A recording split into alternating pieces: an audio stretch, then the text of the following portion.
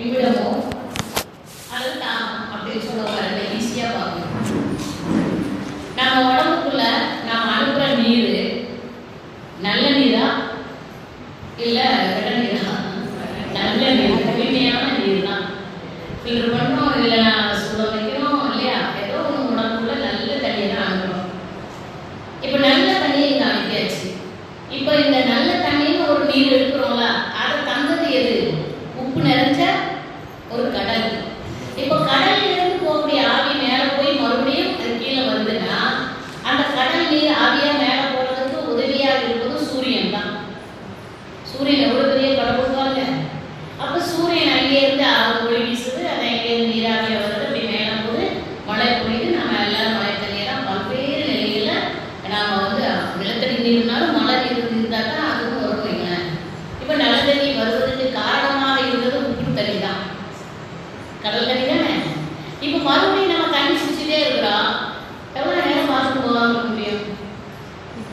அது போய் தானே ஆகணும். இப்போ பார்க்கும் போது நல்ல தண்ணியா உப்பு தண்ணியா? நல்ல சிந்திச்சா ஒரு நல்ல நீரை உள்ள அனுப்பிட்டு அதை உப்பு நீராக வெளியில தள்ளுது. நல்ல நீர் உப்பு நீர்லேருந்து ஒரு நல்ல நீரை பிரித்து எடுக்குது. ரெண்டு விஷயம் நடக்குதுங்க. ஒன்று உப்பு தண்ணியிலேருந்து நம்ம நல்ல தண்ணி கிடைக்குது, இன்னொரு உள்ள அனுப்பின நல்ல தண்ணி உப்பு தண்ணியாக வெளியில போகுதுன்னா இதை நம்மளால செய்ய முடியுமா? செய்ய முடியுமா? நம்மளால செய்ய முடியாது. சும்மா இருக்கிற வேலையை நீங்கள் 1000 வேலை பிள்ளைகளை வளர்க்குறது பெரிய வேலையாக இருக்குது இல்லையா? வீட்டுக்கார சமாளிக்கிறது மிகப்பெரிய வேலையாக இருக்குது.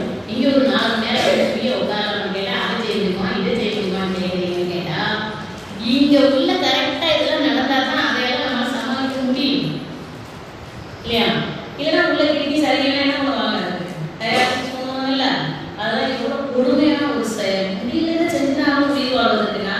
ஆனால் இயற்கையான இந்த உடம்புக்குள்ள எல்லா வேலையும் பிரித்து எடுக்கிற ஒரு தன்மை, தேவையானதை வச்சுக்கிட்டு தேவையில்லாத வெளியில தள்ளுறது ஒரு மிஷினை கடவுள் கொடுத்துருக்குறாங்கன்னா அந்த மிஷினுக்குள்ள எங்கேயாவது தையல் இருக்கான்னு கேட்டீங்கன்னா ஒரு இடத்துல ஸ்டிச்சிங் கிடையாது.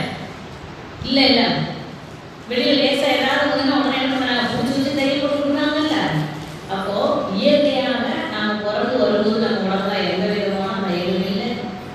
அந்த கருவிகள் சரியாக அந்த வேலையை செய்யணும் அப்படின்னு சொன்னா அதுக்கு இறையறிவு தாங்க உதவி செஞ்சுட்டே இருக்குது. அதனால தான் இறைவனுக்கு நன்றி சொல்லும் விதமாக அவர் சொன்னார்ல, திருமூலர் என்ன சொன்னார் கேட்டீங்கன்னா, ஊனுடம்பு ஆலயம் சொன்னார்ல. அந்த ஊனுடம்பு தான் ஆலயமா நம்ம எந்த அளவுக்கு கவனிக்கிறோமோ, நோய் இல்லாமல் இருக்கிறோமோ அந்த அளவுக்கு தான் வாழ்க்கை மகிழ்ச்சியாக சிறப்பாக இருக்கும்.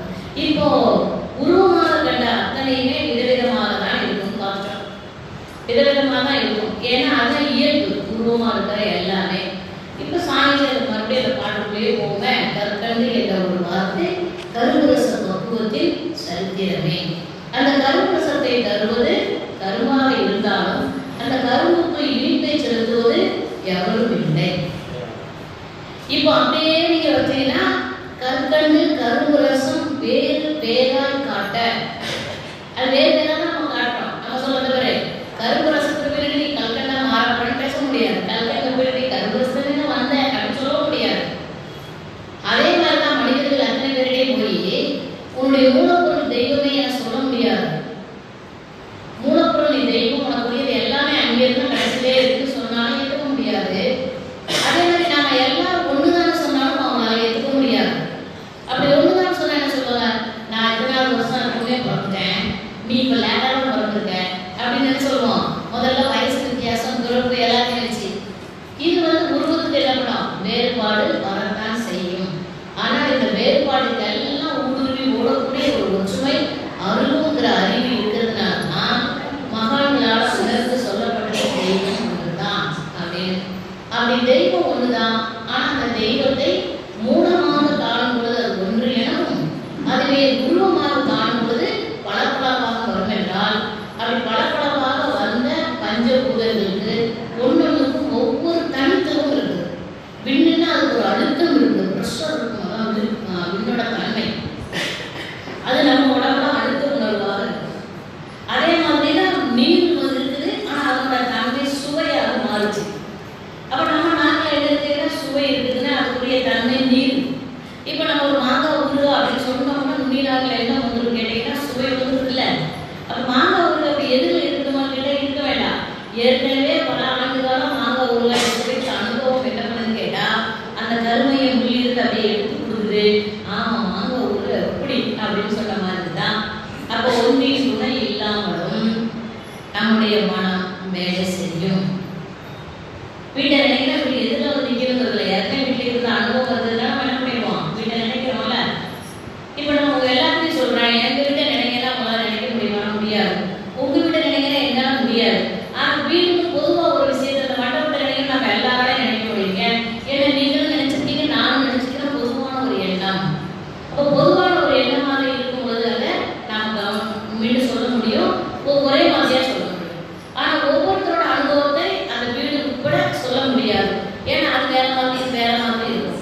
இப்போ வெவ்வேறாக இருப்பது என்னைக்குமே வித்தியாசப்பட்டுத்தானே இருக்கும். ஒன்றாக இருப்பது மிக சரியானபடி இருக்கும் அப்படின்னு சொன்னா நம்மகிட்ட ஒன்றாக இருப்பது நம்முடைய அறிவு தாங்க. நம்முடைய அறிவு எப்படி இருக்கும் அப்படின்னு கேட்டா, இங்க காற்று தான், நீங்க விட்ட மூச்சுக்காக நான் இருக்க மாட்டேன் என்னோட அறிவு சொல்லாது. எல்லாரும் சாம மூச்சுக்கால எடுத்து விட்டுட்டு இருக்கோம். எல்லாரும் பூமியில ஒரே மாதிரி இருக்கும்ல. அப்ப இறைநிலை எப்படி இருக்குங்கிறத சாமிஜி அழகா சொல்றாரு. அது மிக சிறப்பாக இருக்குது. அது மிக சிறப்பாக இருப்பதை கருத்துணர்த்தி பார்த்தால் நமக்கு தெய்வத்தோடு நம்ம எப்படி இருக்கோம்னு தெரிஞ்சுக்கணும். எப்படிலாம் இருக்கிறோம்னு பார்க்கலாம். சீரியக்க சிறப்புகளை விளைவுகளை உள்ளுணர்ந்தால் அது ஞானம். ரெண்டு வரைக்கும் தத்துவம் சாமி சொல்றதுல நான்கு தத்துவத்துல சீரியக்க சிறப்பு என்னன்னா, நாம வந்து பிறக்கிறோம், நம்ம கையில இல்லை. நம்மளை கேட்டா பார்த்தா நம்ம பிள்ளைகள் நம்ம கேட்டா பார்த்தோம் இல்லை இல்லை. அது நம்மளை கேட்கும்போது என்ன செய்ய முடியும்? என் பையன் கேட்டே நான் சின்ன பையில என் பெத்த என்ன பதில் சொல்ல தெரியல. என் வீட்டுக்கார உடனே வந்தாரு, நான் அப்பட விட்டல அப்படின்னு சொன்னேன். அவன் போய் அப்பட போய் கேட்டான், ஏன் என் பெத்தன்னு கேட்டான். இப்படி ஒரு வார்த்தையை கேட்கணுங்கிறதுக்காக தான் பெற்று வச்சிருக்கேன். அடுத்த நிலையில் நான் கேட்கறது வேணும், பதில் தான் வந்துட்டேன். பதில் வர வரைக்கும் தானே கேள்வி, பதில் கிடைச்சவரை கேள்வியே கிடையாது. அன்னையும் அப்படின்னா பதில் கிடைக்கிற வரைக்கும் தேடுவோம், தேடி கிடைச்சுன்னா விட்டுருவோம். அந்த மாதிரி எல்லா கேள்விகளுக்கும் இப்போ பதில் இருக்கு. அது சாமி அசல் சீரியக்க சிறப்பு எங்கெல்லாம் நடக்குதுன்னா, நாம் உருவாகி வருவதற்கு காரணமாக இருக்கிறது வெறும் 10 கிராம் கொண்ட விந்துநாதம் சேர்ந்து. வெறும் 10 கிராம் தான். ஏன்னா கல்கட்டுக்கு மூலப்பொருள் தெரிந்த நம்முடைய மூலப்பொருள் தெரியும்ல, அதெல்லாம் சப்ஜெக்டே. கல்கட்டுக்கு மூலப்பொருள் கருப்பு தான், அதை பற்றி பிரச்சனையே கிடையாது. ஆனால் நம்மளோட மூலப்பொருள் தெரியறது தான் சாமி இந்த பாட்டை எழுதியிருக்காரு. அப்போ அவர் சொல்றாரு, நாம உருவாகி வருவதற்கு காரணமாக இருந்தது 10 கிராம் நீர்மம் பொருள். அந்த நீர்மம் பொருள் இன்னைக்கு கிலோ கணக்கில் வந்து உட்காந்துருக்கு அப்படின்னு சொன்னா நாமளா உருவாக்கணுமான்னு கேட்டா நாம உருவாக்கல. தாயுடைய கருளை உருவாக்கல, இப்போ நம்ம உருவாக்கல. நாம என்ன பண்றோம்? ஒண்ணுமே பண்ணல. அதான் உண்மை. நான் சாப்பிடுறேன், பசி வந்தா தான் சாப்பிடுவேன், அப்படிதானே? நான் சாப்பிட்றேன், நான் தூங்குறேன், தூக்கம் வந்தா தானே தூங்க முடியும். இப்படி நீங்க ஒவ்வொரு செயலும் சொல்ல, ஒவ்வொரு செயலுக்கும் பின்னால் ஒரு அறிவு இருக்கு. அந்த அறிவு தான் புலன்களின் மூலமாக மனதின் மூலமாக அனுபவிக்க வைக்கிறது, மீண்டும் அடக்க வைக்கிறது. அனுபவிக்க வைக்கக்கூடிய அறிவை அடக்க வச்சா மட்டும்தான் நம்மளால வந்து தூங்க முடியும்.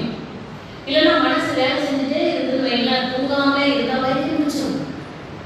அதனால விஞ்ஞானி ஆராய்ச்சி சொன்னாங்களா, தூக்கு தண்டனை கைதிய ஒரு 100 பேர் தூக்கு தண்டனை கைதிகள் வச்சாங்க.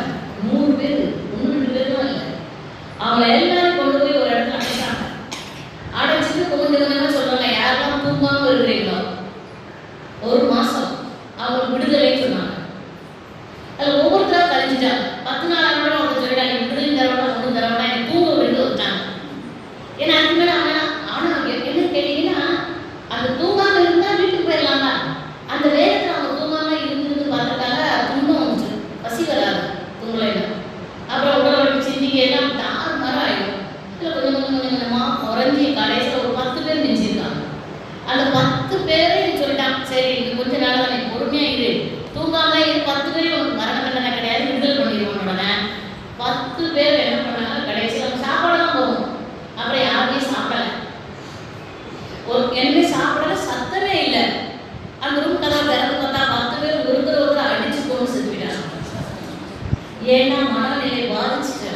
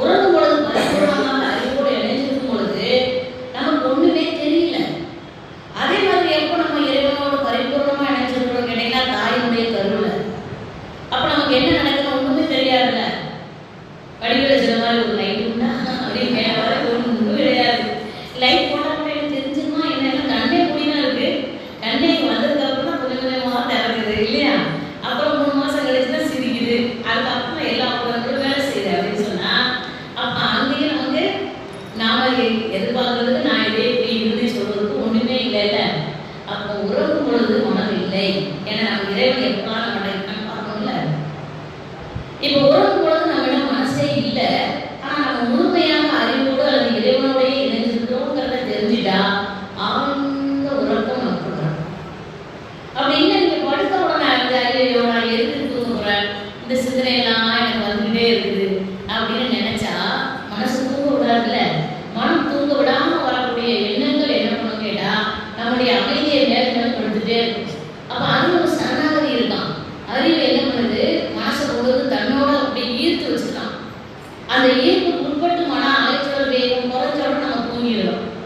இப்போ தூங்கும் பொழுது நம்ம முழுசா எங்க இருக்கிறோம்னா இறைவனோடயே இருக்கிறோம், சரணாகதியில் இருக்கிறோம்னா மனமற்ற நிலையில் இருக்கிறதுனால சரி சரி அப்படின்னு மூச்சு இயல்பா போகுது. அதான் அதை கேட்டேன், தூங்கும் போது யார் சுவாசிக்கிறா அப்படின்னு கேட்டா தூங்கும் போது நான் சுவாசிக்கிறேன் என்ற எண்ணம் இல்லாமல், நான் முடிச்சுட்டு இருக்கும்போது நான் சுவாசிக்கிறேன்னு சொல்றாரு மனசு நம்மகிட்ட இருக்கு.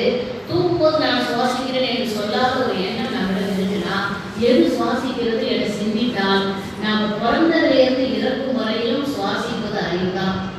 நான் சுவாசிக்கிறேன்னு சொல்றதுக்கு இங்க எதுவுமே இல்லை.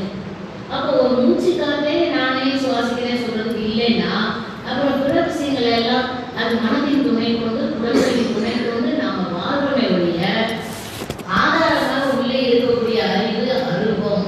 அருவம் தான் இந்த உருவத்தை இயக்குகிறது என்றால் இந்த உருவத்தை மட்டும் இல்லை. நம்ம வீட்டில் நைட் எலி வந்து வைங்களேன், எலி இயக்குறது எது? அறிவு தான். எலி பகல எங்கேயாவது உட்காந்துவோம், ஆனால் ராத்திரி வரும் பாருங்க அது ஒரு கண்ணை பார்த்தீங்கன்னா ஃப்ரெஷ்ஷாக இருக்கும், அப்படியே முடிச்சுட்டு இருக்கும். எலி பார்க்க ரசனையாக இருக்கும். ஆனால் எங்கள் வீட்டுக்கார அடிச்சுட்டு வரதான் பிரச்சனை. அது என் நான் பக்கத்துல நான் இன்னும் வேகம் அடிப்பாரு. அப்பா எளிய வேற என்ன நினைச்சே அடிச்சிங்களா? நான் சொல்லுவாரு, உனக்குதான் எல்லா இடமும் தெரியுமே, நீதான் பேராசிரியர் ஆச்சு, நான் ஆசிரியர் நம்ம சுத்து வர்றேன் எலி அடிச்சா. ஆனா எங்க பெரிய சொல்லுவாருமா, நீ என்னைக்கெல்லாம் வரைய அன்னைக்கு அப்பா எலி அடிக்க. நான் நகர பழைய எலி வருவாங்க. நான் மற்ற நேரம் என்னோட கூட சொன்னா அவங்க தூக்க கூடாது, நம்ம எலி சேர்ந்து என்ன சரி கொண்டு பண்ண முடியாது. அதனால அவங்க எலி டப்பு அன்னைக்கு வரவைங்களா. அப்ப நான் எலியை பார்ப்பேன். எலியை பார்த்தீங்கன்னா கொஞ்சம் புஷ்ஷா இருக்கும், அப்படியே திருப்பி பார்ப்போம்.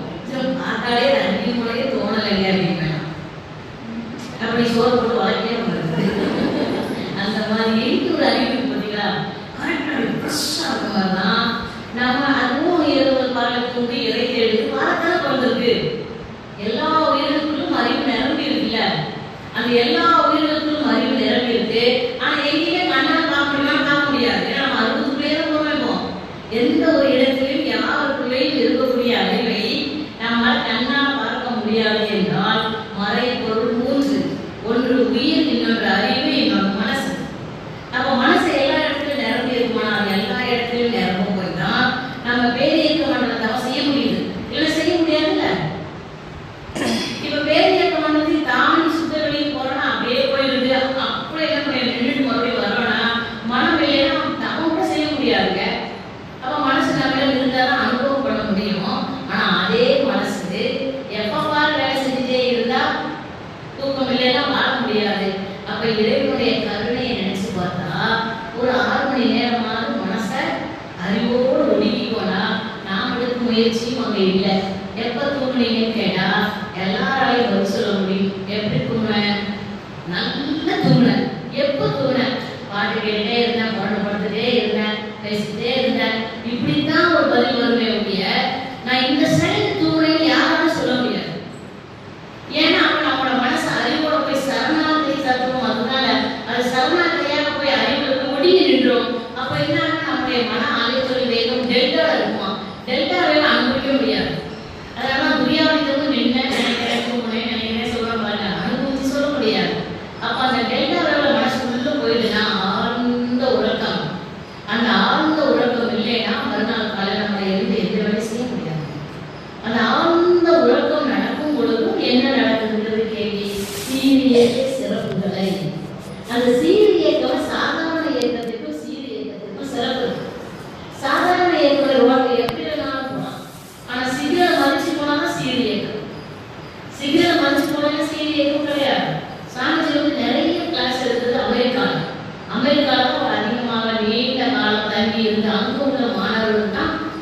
சாமி நிறைய கிளாஸ் எடுத்துருக்காரு. அப்போ போயிட்டு ஒரு பெரிய மாணவர்களுக்கு கிளாஸ் எடுத்து இருக்கும்பொழுது அது ஒருத்தர் வந்து சாமிஜியை பார்த்து கேட்கிறாரு, சாமி உங்களுடைய கருத்து எல்லாமே எங்களுக்கு பிடிச்சது, ஆனால் நீங்கள் ஒன்றே ஒன்று சொல்கிறீங்க, அது மட்டும் எங்களுக்கு வந்து ஏற்க முடியல, பிடிக்கல. சாமி கேட்கிறாரு, என்ன கருத்து பிடிக்கல சொல்லுங்க. அவர் சொல்றாரு, ஒழுக்கமா இருந்து சொல்றது பிடிக்கல அப்படின்னு சொன்னார். இதான் சீரியக்க சிறப்பு. அவர் சொல்ற ஒழுக்கமா இருந்து சொல்றது பிடிக்கலையா, அது நல்லதுதானப்பா. ஒரு மனுஷன் ஒழுக்கமா இருந்தா அதுக்கு நம்முடைய பிறப்புல இவ்வளவு அறவாக்கை, இவ்வளவு புராணம், இதிகாசம், கதை, இவ்வளவு தத்துவம் எல்லாம் கொடுத்தது மனுஷனை நேர்வழிப்படுத்துறதுக்கா. அப்போ அவர் சொல்றாரு, சரி ஒழுக்கமா இருந்து சொல்றது ஓகே, ஆனா ரெண்டாவது நீங்க ஒன்று சொல்றது சுத்தமா பிடிக்கலன்னா என்ன பிடிக்கலங்களா, ஒவ்வொருத்தரும் ஒழுக்கமா இருந்து சொல்றது பிடிக்கல அப்படின்னா அவன் உண்மைதானே. ஒரு மைக்ல வந்து சொல்லிட்டு இருக்காங்க, ஒரு போலீஸ் அந்த இதில் சொல்லிட்டு இருப்பாங்க, இங்கே இருக்கிற டூ வீலர் எடுத்துங்க, ஆட்டோ அப்படி போங்க அப்படி போங்க அப்படி போங்க சொல்லிட்டே இருக்காருன்னா யாருக்கோ அவர் சொல்றாரு நடுவுலைன்னா மீதி இருக்கக்கூடிய எல்லா டிராஃபிக் வந்து தானே போவோம். ஒவ்வொருத்தரும் கடைபிடிக்கிறது நம்ம சொல்றோம், ஒவ்வொருத்தரும் கடைபிடிக்கணும் அப்படின்னு சொல்றாரு. அவர் கேட்கல. மறுபடியும் சாமிஜி அவர் புரியும்படி அவர் சொன்னாரா, நீங்க இப்போ கிளாஸ்க்கு எதில் வந்தீங்க அப்படின்னு கேட்குறாரு. அவர் சொல்றாரா, நான் அவருக்கு வந்து 4 வீலர் காரில் வந்தேன். காரில் வரும்போது சிக்னல் இருக்குதான்னு கேட்டார். உடனே சொல்கிறேன், ஆமாம் சிக்னல் இருக்குது. அப்படி சிக்னல் இருந்ததுன்னா எத்தனை சிக்னல் கேட்குறாரு. அவர் சொல்கிறார், இந்த சிக்னல் இருக்குது.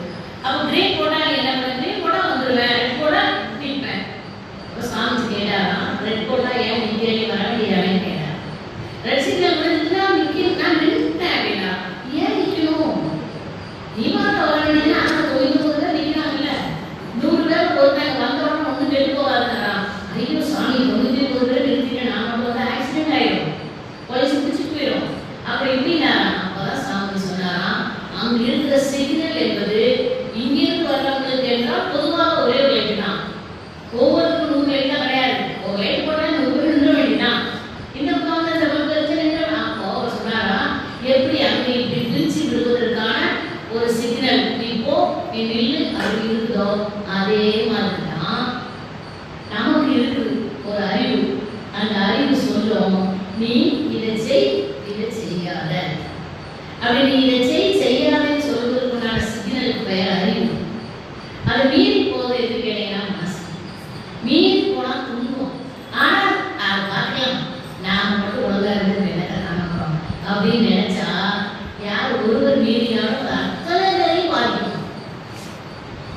அதே மாதிரி ஒருவர் நல்லவராக இருந்து அறவாழ்க்கை வாழ்ந்தால் அத்தனை பேருக்கு நன்மை தரும். அதனால சொன்னாங்கல்ல, நல்லா ஒருவர் உலகேனும் அவர் பொறுத்து எல்லோருக்கும் பெய்யும் மழைன்னு சொன்னாங்க. அதுதான். அப்போ ஒருவர் நல்லவராக இருந்தாலும் அத்தனை பேருக்கு எப்படி ஒரு நல்லது நடக்கிறதோ அதே மாதிரி ஒருவர் தேவையில்லாத இருந்தாலும் அந்த கெடுதல் சமுதாயத்துக்கு வரும். அப்போ சாமி சொன்னது ஒவ்வொருத்தருக்கும் ஒழுக்கம் அவசியம் அப்படின்னு சொல்லிட்டு அவர் சொல்றாரு, ஆண்கள் நட்பு மட்டுமல்ல ஒழுக்கம், என்னென்ன சொல்லால் செயலால் பிறருக்கு துன்பம் தராது இருக்கக்கூடிய ஒழுக்கறியும் நமக்கு வேணும்னு அவர் கரெக்டா சொல்லி அனுப்பிட்டார். இப்ப சீரியக்க சிறப்புக்கும் சாதாரண இயக்கத்துக்கும் உள்ள வித்தியாசம் தான் இது. கரெக்டா போயிட்டே இருந்தா சீரியக்கம், அதுல எங்கேயோ லேச ஒருத்தர் குறிப்பிட்டு போனது எல்லாம் பிளாசம்.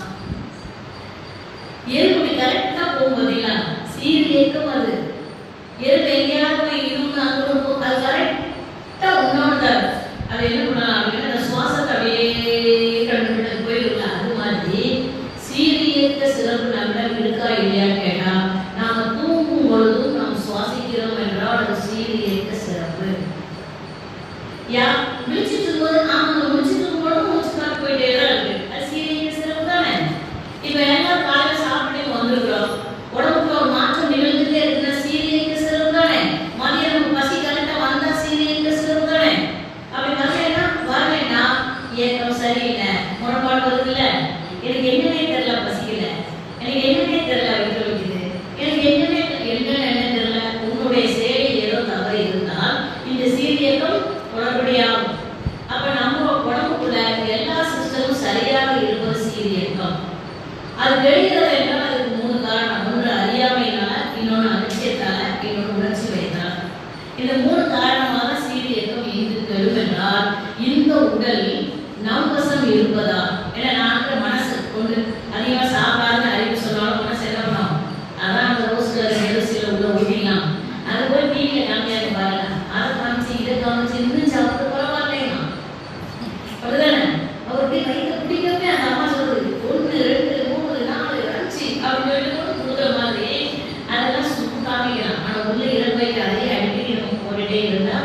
ஹைட்ரோகுளோரிக் ஆசிட் சுரக்குதுல நம்மளோட இறப்பையில சுரக்கும் ஆசிட் வெளியில எடுத்து போட்டா நாணயம் உருகி ஓடிடும். நாணயம் உருகி போடக்கூடிய ஆசிட் நம்மளோட இறப்பையில சுரக்கிறதுனாலதான் அது பாருங்க அதோட அங்கேயும் சீரியக்கம் இருக்கு. அது இறப்பையை மட்டும்தான் ஆக்கிரமிக்கும். அந்த ஆசிட் வேற வேற இடத்துல சுரந்துன்னா அப்படியே வெறுத்து போயிடும். ஏன்னா நாணயமே உருகி ஓடுதுன்னா ஒரு ஆசிட் பாருங்க கரெக்டா இறங்கவே இறப்பையிலிருந்து சுரந்து அவங்க போய் விடக்கூடிய சாப்பாடை மட்டும்தான் கூடாக மாறுமா. அதே மற்ற இடத்துல வந்துச்சு அது எதுக்காம போறங்க. அப்ப இறைவனுடைய கருணை அறிவு அவ்வளவுதான். அப்படியே சரி நீ அங்க மட்டும் சாப்பிடும் பொழுது அதை உணவா மாத்திக்கணும். கூடாக மாத்துறதுக்கு என்ன வேணும் அப்படின்னு கேட்டீங்கன்னா அந்த ஆசிட் தான் வேணும். அப்படி ஆசிட் வச்சுட்டு உள்ள எல்லா வேலையும் செய்து ரசம் ரத்தம் தசை கொழுப்புனா வேற எந்த இடத்துல சீரியக்கம் நமக்குள்ள நடக்குதுன்னு கேட்டா நம்ம இங்கே சாப்பிட்டா நம்ம ரெண்டு ஒரு மாதிரி இல்லையா, திருவெளியில சாப்பிட்டா வேற மாதிரி அப்படின்னு வந்தா யாருக்கு சாப்பிடவே தெரியாது இல்லையா, சாப்பாடு கட்டிட்டு வர முடியாது. அப்போ என்ன சாப்பிட்டாலும் பிறக்கும் பொழுது என்ன பிளட் கொடுப்போம் சாகிற வரைக்கும் அது இருக்கா இல்லையா, இருக்குதுல்ல. இப்போ எனக்கு ஏதோ பிளட் தேவைன்னா அது சேர்ந்த மாதிரி ஏதாவது ஒன்று இருந்தால் தான் ஏற்க முடியும். நான் மீன் அன்பு ஒன்று இருக்கிறேன் ஆனால் என் அன்பு வச்சுக்கோ ஆனால் பிளட் எழுது இல்லையா. உனக்கு சொல்லலாம் நம்ம அன்பா இருக்கேன் பாசமா இருக்கிறேன் உனக்கு பிளட் வேணா நான் தரேன் அப்படின்னா அந்த முறை டாக்டர் சொல்லுவாரு நீ அன்பு எல்லாத்தையும் வச்சுக்கோ ஆனால் இந்த குரூப் அந்த குரூப்பும் வேற ஆள் பிடிச்சுக்கோண்டா. இங்க என்ன பிளட் குரூப் தேவையோ அது ஒரு ஆள் பிடிச்சுக்கோ குரூப்னா எல்லாரும் சேர்த்து விடலாம். இல்லைன்னா எல்லாருக்கும் நினைச்சாங்க இல்லை அவர் ஏற்கனவே சீரியக்க சிறப்பு வச்சிருக்காங்க இல்லையா, சீரியக்க சிறப்பு கரெக்டா இருக்கு. அப்ப சுவாமி சொல்ற சீரியக்க சிறப்புகளை விளைவுகளை உள்ளுணர்தான் மெய்ஞானம். அந்த மெய்ஞானம்ங்கிறது எங்கேயோ போயிட்டு அதெல்லாம் இருக்கலாம். ஒரு வழிபாடு போறது அதெல்லாம் உடல் சார்ந்து நல்லா வச்சுக்கிறது தான். இப்ப நாம அகத்துக்குள்ளதான் இப்ப பார்க்க போறோம். அப்படி அகத்துக்குள்ள நாம பார்ப்பதற்கு உரிய ஒரு விஷயம் தான் தியானம்.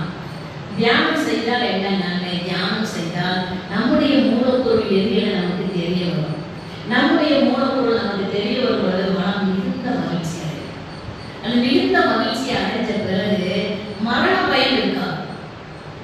நிறைய பேர் வயசானவங்களை பாருங்க மரணத்தை கண்டு பயந்துட்டே இருக்கிற மாதிரி இருப்பாங்க. மரண பயம் தேவையில்லை. சின்ன வயசுல யாருக்கு மரண பயம் இருக்கு? பிறகுல கேட்டல பிறந்தான் அதே மாதிரி மரணம் என்னைக்காவது ஒரு வரும்போது வரணும். அது நமக்கு சம்மந்தமே இருக்கதான் இருக்கணும். ஆனா அப்படி இருக்க முடியாதுல்ல. லேச சின்னதா ஒரு கட்டி வந்தாலே கேன்சரா இருக்கும். செத்துக்கு பேரும் போல தெரிஞ்சு நினைச்சா அது மாதிரி எப்படி கேன்சரே மாதிரிலாம் மனசு தானே. மனசு என்ன பண்ணுங்க அதே நினைக்கிறேன் அதுவா வேண்டாம். மரணத்தை எண்ணி பார்க்காம இருந்தால் நடக்கும் நடக்கணும் எண்ணிக்கலாம் நடக்கணும். ஆனா தடுக்க முடியுமா? தடுக்கவும் முடியாது. ஆனா அதுவரையில் மகிழ்ச்சியாக வாழ முடியுமா? மகிழ்ச்சியா வாழலாம். விலை கொடுத்து வாங்க வேண்டியதா மகிழ்ச்சி கேட்டா இல்லவே இல்லை. பணத்தால் முடியாது. அப்ப எப்படியா மகிழ்ச்சி அடையாள பிறரை மகிழ்வு எந்த அளவுக்கு மகிழ்ச்சியை நம்ம அவங்களுக்கு கொடுக்குறோமோ மகிழ்விக்கிறோமோ அந்த அளவுக்கு அதை நமக்கு திருப்பி சேவலையோட வந்துருவோம்.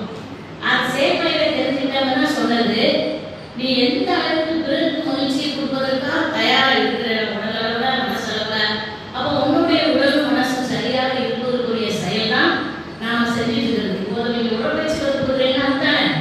அவன் உடற்பயிற்சி செஞ்சுட்டு நான் நல்லா இருக்கிறேன் அப்படின்னு சொல்லும்போது நம்ம மனசு மகிழ்ச்சி அடையுதுல்ல. அது காசா பணத்தால கிடையாது. ஒருத்தர் தியானம் கொடுக்கணும் அவங்க சொல்லுங்க நல்லா இருக்கு மனசு அமைதியா இருக்கு நான் கேட்டோம் நம்ம மனசு மகிழ்ச்சி அடையுதுல்ல. அது மாதிரி பணம் காசுக்கு அப்பாற்பட்ட ஒரு விஷயம் மன மகிழ்ச்சி என்பதை தெரிஞ்சுட்டோம்னா பணம் காசு தேவை. ஆனா அது மகிழ்ச்சிக்குரியதுலாம் இல்லை. நான் யாழ்ப்பாணத்துல போர் முடிஞ்ச உடனே போர் முடிஞ்ச அந்த சேவெல்லாம் போறேன். அப்படியே பில்டிங்கா இடிச்சு அது யாருமே போகவே இல்லை. சூட்கேஸ்லாம் தலையில கொண்டுவாங்க. ஓகே பார்த்தீங்கன்னா ரொம்ப ஓமதிகளுக்குள்ள டார்ச்சர் போவாங்க வைங்களேன். அது தமிழ்நாட்டிலேருந்து போனா ரொம்பவே ஏன்னா அங்கேருந்து இங்கேருந்து போன லேடினா எல்லாம் அங்கே போய் அந்த ஐநா சபைக்கு எல்லாம் கொடுத்துது அவங்க தான்ங்கிறதுனா. அப்போ அந்த ஒரு இதில் அவங்க நம்மளே பார்ப்பாங்க தான் பார்த்துட்டு இருந்தாங்க வைங்களேன். அப்படி நான் போயிட்டு இருக்கும்போது ஒரு அம்மா அங்கே நம்ம எல்லாம் சொல்லுவாங்கல்ல போக்குவரத்துல நம்ம எப்படி இருந்தோம் என்னன்னு சொல்லிட்டு. அப்போ என்ன பண்ணியிருக்காங்க யாழ்ப்பாணத்துல இருந்து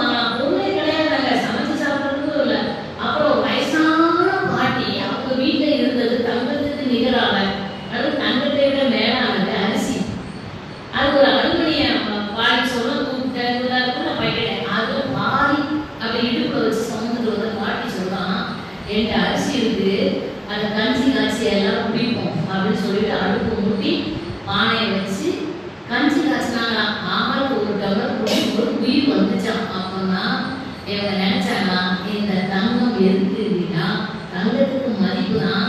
ஆனா எல்லா இடத்துலயும் பணமே நம்ம பசியாச்சுமான்னு கேட்டா இல்லை. அந்த அவங்க சொன்னாங்க எங்க வீட்டுல எங்க இருக்குது அத்தனை நான் எடுத்துட்டு வர முடியும்னாங்களா. அப்பதான் எல்லாரும் பாட்டி எப்படி கூறி சொன்னாங்க, பசியாக்குறதுக்கு நீயாவது அறிவோட அரிசி எடுத்துட்டு வந்தேன்னு சொன்னாங்க. ஏன் அப்படின்னு கேட்டா அந்த அது தேவை உணவு தான். நமக்கு முதல்ல நடந்திருந்தாவது உணவு போனாலும் 10 அடியாவது நடக்க முடியும். ஆனா அந்த சிந்தனை கூட எல்லாம் நடந்துகள் இருக்கிற தங்கத்தை தான் எடுத்து போனா அவங்க அதை ரொம்ப ஃபீல் பண்ணி எனக்கு சொன்னாங்க. அப்பா நான் சொன்னேன், எப்படி இந்த வாழ்க்கையில எவ்வளவு கஷ்டப்பட்டு அவங்க அனுபவிச்சிருப்பாங்க பாருங்க. அந்த மாதிரி எல்லா நிலைகளிலும் மகிழ்ச்சிக்கு பணமே காரணமாக கிடையாது. நம்முடைய மனம் சார்ந்த ஈகை பண்பு கொடுக்கும் பொழுது மன நிறைவு வருவது அதுதான் மகிழ்ச்சிக்குரியது. அதனாலதான் குமரகுருவரை சொல்ல சிந்தை நிறைவு செல்வம். சிந்தை நிறைஞ்சிருந்தா அது செல்வம். அதுதான் போதுங்கிற மனசு நம்ம வந்துட்டா அது செல்வம். ஆனா அந்த சீரியக்கம் நடந்தான்னு கேட்டா அந்த சீரியக்க சிறப்பு கொஞ்சம் குறைவு. ஏன்னா இன்னும் சேர்க்கணும் சேர்த்துட்டு இருக்கும் பொழுது உள்ளுணர்ந்தா அது மெய்ஞானம். சரி, வெளியில அவ்வளவு சாப்பாடு இருக்கு, நான் இப்ப டிராவல் பண்ண போறேன், மத்தியானம் சாப்பிட்டு சீரியக்க சிறப்பு, மத்தியானம் சாப்பிட்டு நைட்டு சாப்பாடையும் உள்ள அழைக்கிட்டு போக முடியுமா? போக முடியாது. அப்ப வெளியில எவ்வளவு பொருள் எவ்வளவு வெளியில இருந்தாலும் இந்த இறப்பைக்குள்ள எவ்வளவு முடியுமோ அவ்வளவுதான் நம்ம கொண்டு போக முடியுது. அப்ப சீரியக்கம் இருக்கா இல்லையா? வேணா சாப்பிட அளவு வேணா வித்தியாசப்படும். உங்களுக்கு 5 இட்லினா எனக்கு 4 இட்லி. நான் இட்லி சாப்பிட வேண்டிய உட்காந்தே சாப்பிடணும். உட்காந்து சாப்பிட்டு வேலையே பார்க்காம இப்படியே இருக்கிறதா செம்மையா வெயிட் வந்ததுக்கு வெயிட் ஏறமா இருக்கு. அவர் வீட்டுல போய் குறைப்பேன் நினைக்கிறீங்களா? நான் தான் குறைப்பேன். அதுவாக இருந்து போது. அப்போ தேவை இருக்கு, சாப்பிட்டாச்சு. தேவைக்கு அதிகமாக இந்த உடம்பு எடுத்துக்கிட்டாலும் கேள்வி கேட்டா இல்ல. சீரியக்க சிறப்பு இருக்கா இல்லையா? இருக்கு. நீ உனக்கு சாப்பாடு கிடைக்குங்கிறதுக்காக அப்பையா சொன்ன மாதிரி 3 வேளை சாப்பாடு உள்ள கேரியர் அனுப்புற மாதிரி உள்ள அனுப்ப முடியாது. கேரியர் வெளியில இருக்கட்டும், தேவையான பொருள்னா உள்ள அனுப்ப முடியும்னா ஒரு சீரியக்கம் சிறப்பாக நடக்குதுன்னு கேட்டா சீரியக்க சிறப்பு தான் நம்முடைய உடலின் ஆலயம். அதுதான் அதுக்குள்ள அத்தனை இத்தனை நிலவை குடிக்கணும் குடிக்கணும். கல்லீரல், மண்ணீரல், கணையம் என்னென்ன இருக்கோ எல்லாமே கரெக்டா இருக்குன்னு சொன்னா இயங்குவதற்கு எது என்று எண்ணி பார்த்தால் அறிவு. அந்த அறிவு தான் தெய்வம். அது எல்லாருக்கும் இருக்கிறதால வாழ முடியும், வாழ முடியாது. அப்போ மனசு அனுபவம் பண்ணுவதற்கு மட்டும் இறைவனால் கொடுக்கப்பட்ட அது என்ன கேட்டீங்கன்னா அது ஒரு சைடிஷ் மாதிரி. சைடிஷ் தான் சாப்பாடு அனுப்பணும், கொஞ்சம் உள்ள அதிகமா தள்ளுறதுக்கு சரியா இருக்கிற மாதிரி. ஆனா அது அப்பப்போ வரும் போகும். அதனால மனசு நாமனா இல்லை. நாம யாருன்னு கேட்டா அறிவு தான் நாம இருக்கிறதுனால அந்த அறிவை எது கரெக்டா அந்த உடலை சார்ந்த இயக்கமும் அல்லது மனம் சார்ந்த இயக்கம் உறக்கம், நான் சொல்றது உறக்கம் விழிப்பது எல்லாமே சரியா நடந்துச்சுன்னா சீரியக்க சிறப்பு நம்மளும் நடைபெறுவதை நாம உணரலாம். ஏதோ படுத்த அசந்து தூங்கினேன், நல்லா தூங்கினேன், எந்திரிச்சேன், எல்லாம் இருக்கட்டும். அந்த மன அலைச்சல் வேகத்தை குறைப்பது எது? தூங்கும் பொழுது நான் கேட்கிறேன் அப்படின்னு கேட்டா அது இயற்கை. அப்ப இயற்கையாக இருக்கக்கூடிய ஒரு சீரியக்க சிறப்பு நமக்குள்ள இருக்கா? நல்ல நீங்க கவனிச்சுக்கணும். வேற எங்கெல்லாம் இருக்கு? ஏன்னா சாமி 2 இடம் சொல்றாரு. ஒண்ணு நம்மளும், இன்னொன்று வெளியிலேன்னு சொல்லிட்டாரு. இப்ப வெளியில நாம பார்த்தோம்னா ஈஸியா புரிஞ்சுக்கலாம். வெளியில போயாச்சுன்னா அமாவாசை பௌர்ணமி வருதா வரலையான்னு கேட்டா அதுதான் கரெக்டா வந்துருத. நாம சிவகாசியில போய் அப்படியே அச்சிட்டு வாங்க டெய்லி சீட்டுக்காக அது வருதான்னு கேட்டா இல்ல. அடுத்த வருஷம் தீபாவளி, இந்த வருஷம் ஜனவரி, இப்ப எல்லாம் வந்தாச்சு. ஜனவரி நேரத்தில் வந்துட்டு அடுத்த வருஷம் தீபாவளி தான் வந்துருச்சு. தீபாவளிக்கு நேரம் கருப்பு போட்டுருக்காங்க. அமாவாசைக்கு வட்டம் போட்டுருக்காங்களா வரலையா? இன்னும் 12 மாசம் இருக்கு.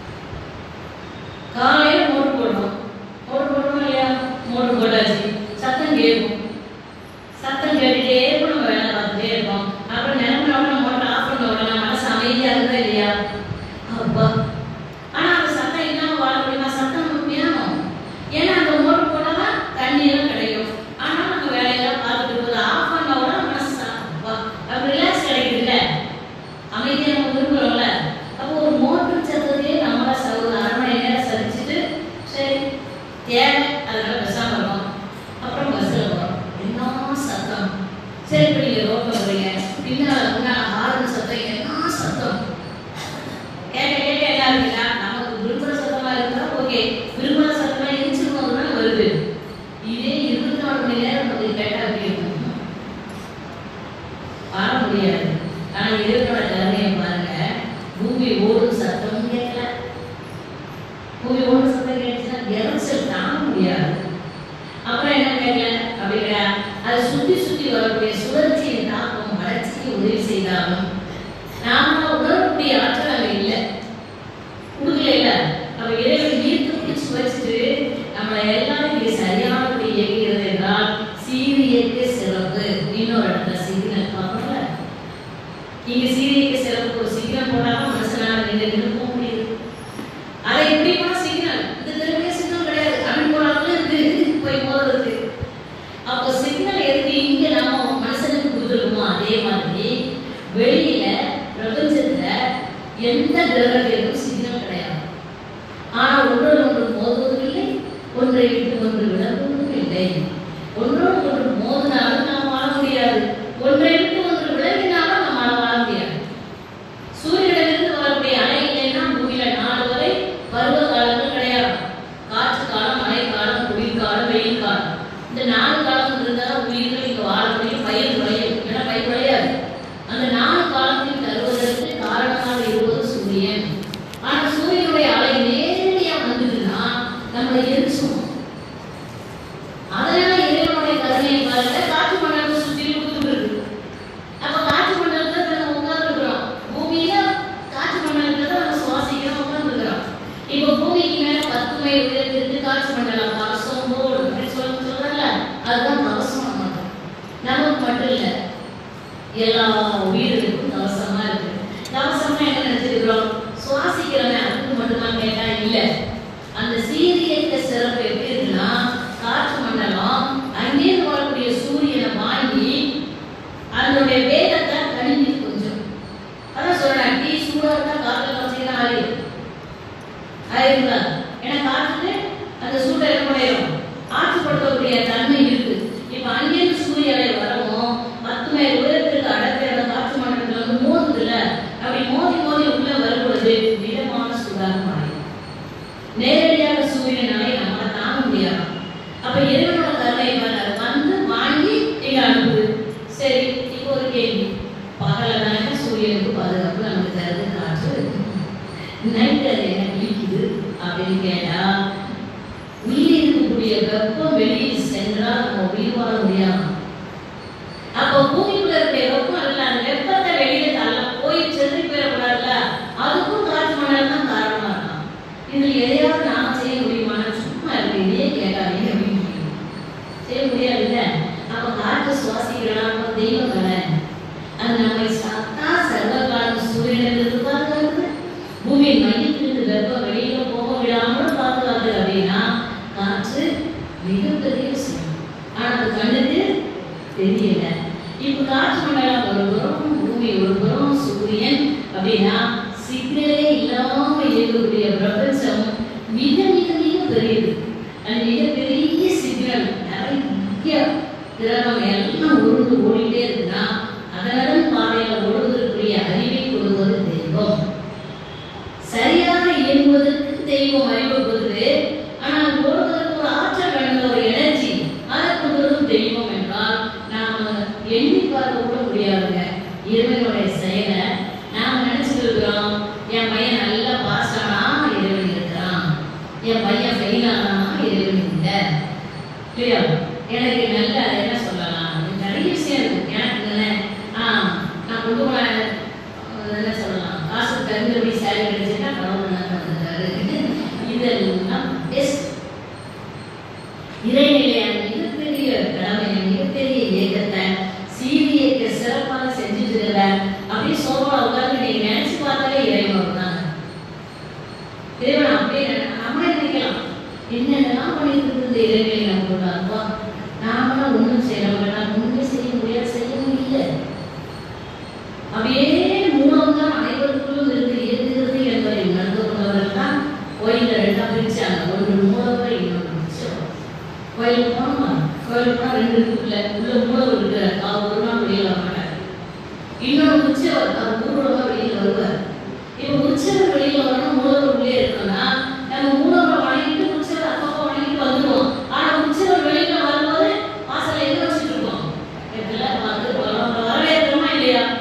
அவர் வரவேற்கிறோம், வணங்குறோம், வீதி வீதியாக வர்றாரு, எல்லாத்துக்கும் காட்சி கொடுக்குறாரு, மறுபடியும் கோயிலுக்குள்ள போயிடுறாரு அப்படின்னு சொன்னா ஏங்க நான் இந்த இடத்துல தான் பார்க்கணும். மூலவர் என்று சொல்வது நம்முடைய அறிவு, உற்சவர் என்று சொல்வது நம்முடைய மனசு. வீதி உலா வர விரும்புவது மனசுதான், என்னுடைய அறிவு இல்லை.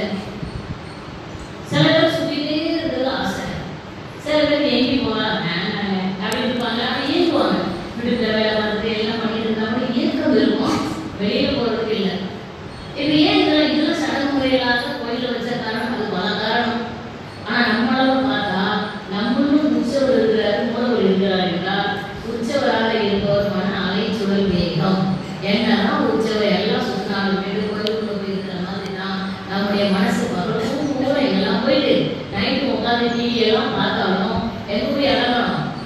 மூலவர் என்று சொல்லக்கூடிய அறிவோடு மனம் அடங்கினால் மட்டும்தான் நாம் என்ன பண்ண முடியும்? அமைதியாக ஆழ்ந்து உறக்கத்துக்கு செல்ல முடியும் என்றால் உறங்குவதற்கும் தவத்திற்கும் உள்ள வித்தியாசம் அப்பதான் நமக்கு தெரிஞ்சுக்கலாம். நம்ம என்ன செய்யணும்? நம்ம அப்படியே சொல்றாங்க, நீ அங்க சொல்ல இப்படி சொல்லுங்க. இங்க ஒவ்வொரு எல்லா ஊர்லயும் வந்துடுறாங்களா என்ன தெரியல, இங்கே கேட்கறாங்க, அங்கே கேட்கறாங்க, அங்கே கேட்கறாங்க. நான் வந்து ஆரியாக மௌனம் நடக்கிறேன். மௌனம் நடக்கும்போது என்ன பண்ண சின்ன பையன் சொன்னா மௌனம் வரேன் கூட என்ன மௌனம் வரணும் ஆரியாக வந்துருக்கோங்க. இப்போ நான் சொன்னா நீ எப்படி வந்தாலும் ஏன் போய் தங்கிக்கலாம் அப்படின்னு சொல்லிட்டு மௌனத்துக்கு பையன் சின்ன பையன் அவன் 30 வயசு ஆயிட்டு பொண்ணுதான் கிடைக்க மாட்டேங்குது. அவன் பையன் பையன் கல்யாணம் முடிச்சு அப்படின்னு அவன் சொல்லிட்டு இருக்கான். அப்புறம் அவன் என்ன பண்ணா எவ்வளோ மௌனம் இருக்காங்க.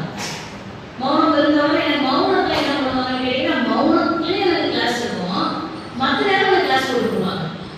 சாயங்காலம் 5:30 மணிக்கு 5 ஒரு கிளாஸ் ரெடியாக இருக்கும், முடிச்சுட்டு அங்கே வருவேன், முடிச்சுட்டு வருவேன். அப்படியே எனக்கு ஆரியாவில் வந்து நிறைய கிளாஸ் கொடுப்பாங்க. இவன் என்ன பண்ணுவேன், இவன் எல்லா கிளாஸும் என் கூட வந்து ஆகணும். இவன் இங்கே இருப்பான், இங்கே இருப்பான், இங்கே இருப்பான், எல்லா கிளாஸில் இருந்து ரூமுக்கு வந்தோடனே சொல்லுவான், இந்த உன் பேட்ச ஒரு தடவைக்கு வேணா கேட்க முடியாது ஏன் அப்படின்னு இங்க சொன்னதே அங்கேயும் சொல்றேன். உனக்கு ஏதாவது கதை தட்டுறோம்னா ஏன் நான் சொல்றேன் அப்படின்னா நான் நீ கதை சொல்லுவேன் ஒத்துக்கிற மாதிரி இருக்கணும்டா அப்படின்னு அப்படி சொல்லிட்டு சொன்னேன். கதை கேட்கிற ஆட்கள் புதுசு தானே அப்படின்னு. ஏன்னா 1 month கோர்ஸ்ல இருக்கிறவங்க இவங்க இருப்பாங்க, இன்னொன்று பிரமையான இருப்பாங்க, இன்னொன்று ஸ்டூடெண்ட்ஸ் படிக்கிற, இன்னொன்று எஃப்சியில அப்படி மாற்றி மாற்றி போடுவாங்க. அதனால என் கூடயே ஒவ்வொரு கிளாஸ்லையும் வந்து நீ உட்காந்துன்னா உனக்கு ஒரு தடவை கேட்டு போர் அடிக்கும். நீ பழைய ஆளு, கதையும் பழசு. எதில் இருக்கிறவங்களுக்கு கதையும் முழுசு, ஆளும் முழுசு அப்படின்னு அதே நான் விட்டுட்டேன். ஆனால் என்ன கல்வி காரணம்லாம் தெரியும். அதனால இட்லி கறி சொல்லிட்டு நான் அதுக்கு போறேன், எனக்கு மறந்துடுவேன். இப்ப சாமிஜி சொல்றாரு, அகத்தவத்தால் இல்லறத்தை அனுபவமாய் மாற்றிடலாம். ஏன்னா பிரபஞ்ச அறிவு முடிஞ்சு போச்சு. பிரபஞ்சத்துல எல்லா இயக்கம் சீர் இயக்கம் சரியானபடி நடக்கிறதுக்கு இரவு வருவது, அமாவாசை வந்து சொல்லிட்டேன், பருவ காலங்கள் வருது, எல்லாமே கரெக்டா வருது. ஒன்றோடு ஒன்று மோதுவதும் இல்லை, ஒன்றை விட்டு ஒன்று விலகி செல்வதும் இல்லை. அப்ப கரெக்டா எல்லாம் நடந்துச்சுங்களா? அதே சீர் இயக்க சிறப்பு நம்ம உடம்புல நடந்துட்டே இருக்கு அப்படின்னா அதை எப்படி உணர்ந்துக்கலாம்? ஏன்னா சொல்லி தெரிஞ்சது வேற, உள்ளுணர்வு வேற. அந்த உள்ளுணர்வாக நாம தெரிஞ்சுப்பதற்கு தான் சாமிஜி சொல்றாரு, மனசு கொண்டு உயிரை உணருங்கள். அவர் இயேசு மகன் சொல்றாரு, ஜீவனுக்குள் போகும் அதை குருகளாகவே உள்ளதுன்னு சொல்றாரு. குருகளாக நம்ம பாதைக்குள்ள போறதுக்கும் வழிகாட்டியவர் சாமிஜி தான். நான் கூட்டிட்டு போறல, அந்த பாதையில நான் உங்களை கூட்டு போறேன் அப்படின்னு கூட்டு போற மாதிரி நம்ம கூட்டு போக சொல்ற அகத்தவத்தால் இல்லறத்தை அனுபவமாய் மாற்றிடலாம்.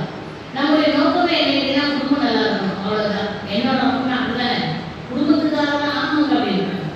நிறைய பேர் சொல்லுவாங்க, நான் வேதாத்திரி மகசிக்காக அதெல்லாம் உண்மையில இருக்கிறேன். ஏன்னா அவர் சொல்லிட்டு போயிட்டாரு, செஞ்சா நீ நல்லா இருக்கும், பிள்ளை நல்லா இருக்கும், வேணா சரி அதோட முடிஞ்சு போச்சு. நான் உடற்பயிற்சி நீங்க செஞ்சா நல்லா இருப்பேன், செய்யலாம். உடற்பயிற்சி ஒரு வருஷமும் கிடையாது. அதே மாதிரி தான் நாம ஒரு தவம் செஞ்சா நமக்கு மேல தவத்துக்கு ஒரு வருஷமும் கிடையாது.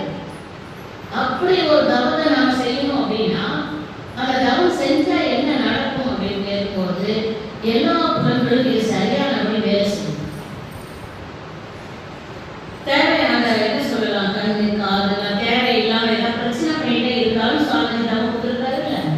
அப்படி ஒவ்வொன்றும் தவம் கொடுத்த காரணம் முதல்ல அவர் சொல்றது தான், எப்போ நாம உணர்கிறோமோ அந்த உணர்வு தான் நம்ம மேம்படுத்தணும். இது சரியா இருக்கும் சொல்லி செய்யறது கிடையாது. சரியா இருக்கிறத உணர்ந்தோம்னா எதையுமே விடவே மாட்டோம்ல. அப்படி விடாமல் இருக்கிறதுதான் அவர் சொன்ன புலன்களுக்கான ஒரு திருக்குறள். பொறிவாயில் 5 அவித்தான் பொய்தீர் ஒழுக்க நேரில் நின்றார் வீடு வாழ்வார் அப்படின்னு ஒரு திருக்குறள். இந்த பொறிவாயில் என்பது என்ன கேட்டீங்கன்னா, அந்த ஞானேந்திரியங்கள் கண்ணுக்கு ஆழ்ந்து இந்த ஞானேந்திரியங்களின் மூலமாக என்ன வெளியில போயிருக்குன்னா ஜீவகாந்தம் போயிட்டே இருக்கு. அதிகமாக நம்முடைய ஜீவகாந்தம் வெளியேறிட கண்களும் உள்ளவைகள் தான். மகான்களான ஆசீர்வாதம் பண்ணாங்க. அப்புறம் நம்ம கண்ணுடைய காந்தம் நிறைய செலவாகும். அப்போ அவர் சொன்னாரு, நீங்கள் முழுமை பெறணும் அப்படின்னா அந்த அவித்தல்கிற குவித்தல்கிற செயலை செய்தால் முழுமை வரும். பொறிவாயில் 5 அவித்தான் பொய்தீர் ஒழுக்க நேரில் நின்றார் வீடு வாழ்வார் அப்படின்னா ஒருவர் செய்யக்கூடிய நல்ல செயல் அவர் இறந்தப்புறம் கூட நிற்கலாம் செய்யும். காலத்தில் இருக்கும், வாழ்ந்து முடிச்சப்புறமா இருக்கும். இப்போ சாமிஜியே இல்லை அப்படின்னு சொன்னாலும் நாம எல்லாரும் வளர்ந்துதான் இருக்கு. மனவளங்களை எங்கேயாவது குறைவுபடுறதுலாம் கிடையாது. எல்லாம் மிக வேகமாக வளர்ந்துருக்கு. கடந்த மாதத்தை விட இந்த மாதம் அதிகம் தீட்சை எடுத்து, இந்த மாதத்தோட தீட்சை எடுத்தவங்க அடுத்த மாதம் தான் உறுப்பினர்கள் சேர்த்துட்டே இருக்கிறாங்க. மனவளங்களை தெரியப்படுத்திட்டே இருக்கிறோம் இல்லை. அதுல இந்த புலன் அந்த அவர் சொல்றாரு, பொறிவாயில் 5 அவித்தான் பொய்தீர் ஒழுக்க நேரில் நின்றார் வீடு வாழ்வார் அப்படிங்கிறதுக்கு அர்த்தம் என்ன கேட்டா, அவித்தல் என்றால் குவித்தல் அர்த்தம். எந்த ஒன்று குவிக்கப்படுகிறதோ அவங்க ஆற்றல் அதிகம். இப்ப சூரிய வெளிச்சம் அப்படி லென்ஸ்ல காமிச்சா குவிச்சு குவி லென்ஸ் விழுந்த உடனே நம்ம அடியில் நீங்க பேப்பர் வச்சீங்கன்னா எரிஞ்சிடும். சாதாரணமா குப்பையை எரிக்குவான்னு கேட்டா அது எரிக்காது. அப்ப அதே சூரிய வெளிச்சம் குவிக்கப்படும்போது அதுக்கு ஒரு ஸ்பெஷல் வருதுல ஒரு எனர்ஜி. அதே மாதிரி தான் நம்மளோட மனசு சும்மா சாதாரணமா வெளியில போகும்பொழுது அதுக்கு வேல்யூ கொஞ்சம் தான் இருக்கும். ஆனா அதுக்கு என்ன முழுமை கிடையாது. அதாவது சலனத்துல இருக்கும், பலமடையாது அப்படின்னு வச்சுக்கோங்க. இப்போ இவர் என்ன சொல்றாரு, பொறிவாயில் 5 அவித்தான் பொய்தீர் ஒழுக்க நேரில் நின்றார் வீடு வாழ்வார். ஒழுக்க நேரில் என்பது செல்ஃப் கண்ட்ரோல். செல்ஃப் கண்ட்ரோல் இருந்தால் ஒழுக்க நேரில் இது வாழ சலனம் அடைஞ்ச வாழ முடியாது. அது எல்லாருக்கும் ஆண்களுக்காக மட்டும் இல்லை, சாப்பிட்றதுக்கு எல்லா விஷயத்துக்குமே அதுதான். இது போதும்னா நிறுத்திட்டோம்னா நல்லது. இன்னும் கொஞ்சம் சாப்பிடுவோமே, இன்னும் கொஞ்சம் நேரம் நான் டிவி பார்க்கலாம், இன்னும் கொஞ்சம் நேரம் எதெல்லாம் மனம் போகுதோ அந்த மயக்க நிலையிலிருந்து விடுபடுவதற்கு தான் மெடிடேஷன். இப்போ அது எப்படி அப்படின்னு பார்க்கலாம்னு கேட்டா, நாம இப்போ மாவு வச்சாச்சு. முதல்ல மாவு வேணும்ல, இட்லி மாவு ரெடி பண்ணி வச்சுட்டு ஒரு அடுப்பு பற்ற வச்சுட்டு ஏன்னா எல்லாம் கரெக்டாக சொல்லுவாங்க. அப்படின்னா நாங்கள் இட்லி சாப்பிட்டேன்னு தெரியும் இல்லையா. அதனால ஒரு இட்லி பாத்திரம் வச்சு அதில் தண்ணியெல்லாம் விட்டு கேஸ் பற்ற வச்சுட்டு அதில் மாவெல்லாம் ஊற்றணும்ல. அந்த இட்லி மாவு அப்படியே கரெக்டாக எல்லாம் ஊற்றி 2 கட்டு மேலே ஒரு கட்டு வச்சு அதையும் ஊற்றிட்டேன். ஊற்றிட்டு கரெக்டாக ஒரு ஃபோன் வருது. நமக்கு ஒரு ஃபோன் வந்தாலும் போதுமே இல்லையா. அது தெரியும் 9 மணிக்கு மேலே நீ ஃப்ரீயாக இருப்பேன், அதுதான் உன்னை கூப்பிட்டேன் அப்படின்னா நமக்கு அப்பதான் இட்லியை ஊற்றிருக்கோம் மாவை. இப்போ மூடி வைக்கல, மூடி வைக்கிறதுக்கு முன்னாடி ஃபோன் வந்துச்சு.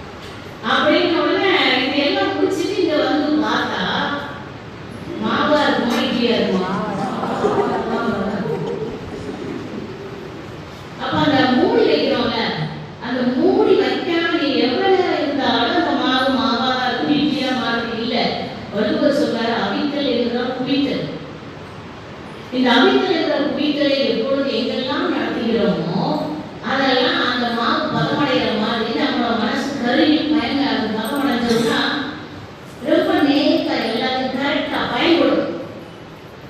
இப்போ பயன்படும் அப்படின்னா இப்போ மூடி வச்சிட்டோம். மூடி வச்சு மாவு இட்லியா மாதிரி இல்லை. இதுக்கு என்ன நடக்குது நம்ம எல்லாருக்கும் தெரிஞ்சதுதான். கீழிருந்து போகக்கூடிய நீராவி மறுபடியும் மூடி வச்சுக்கணும். மூடியில மோதி வீடு ரீசைக்கிளிங் கீழே உள்ள வரும். இப்போ மோதி அதை உள்ள இறங்கினா மேலிருந்து உள்புறமாக போனாதான் இட்லி மாவு வேகம் இட்லியாக மாறும். இப்போ நம்ம சொல்றோம் என்னென்ன கீழே உள்ள நீராவிதான் வேணாம், மாவு இங்கே போகுது இல்லை இட்லியா மாற வேண்டியதானா மாவு நம்மளோட பேசும் அறிவு பெற்றவரே நீ மூடி வைக்காம இருந்துச்சு அப்போ பூரா என்னைய சொல்லாத.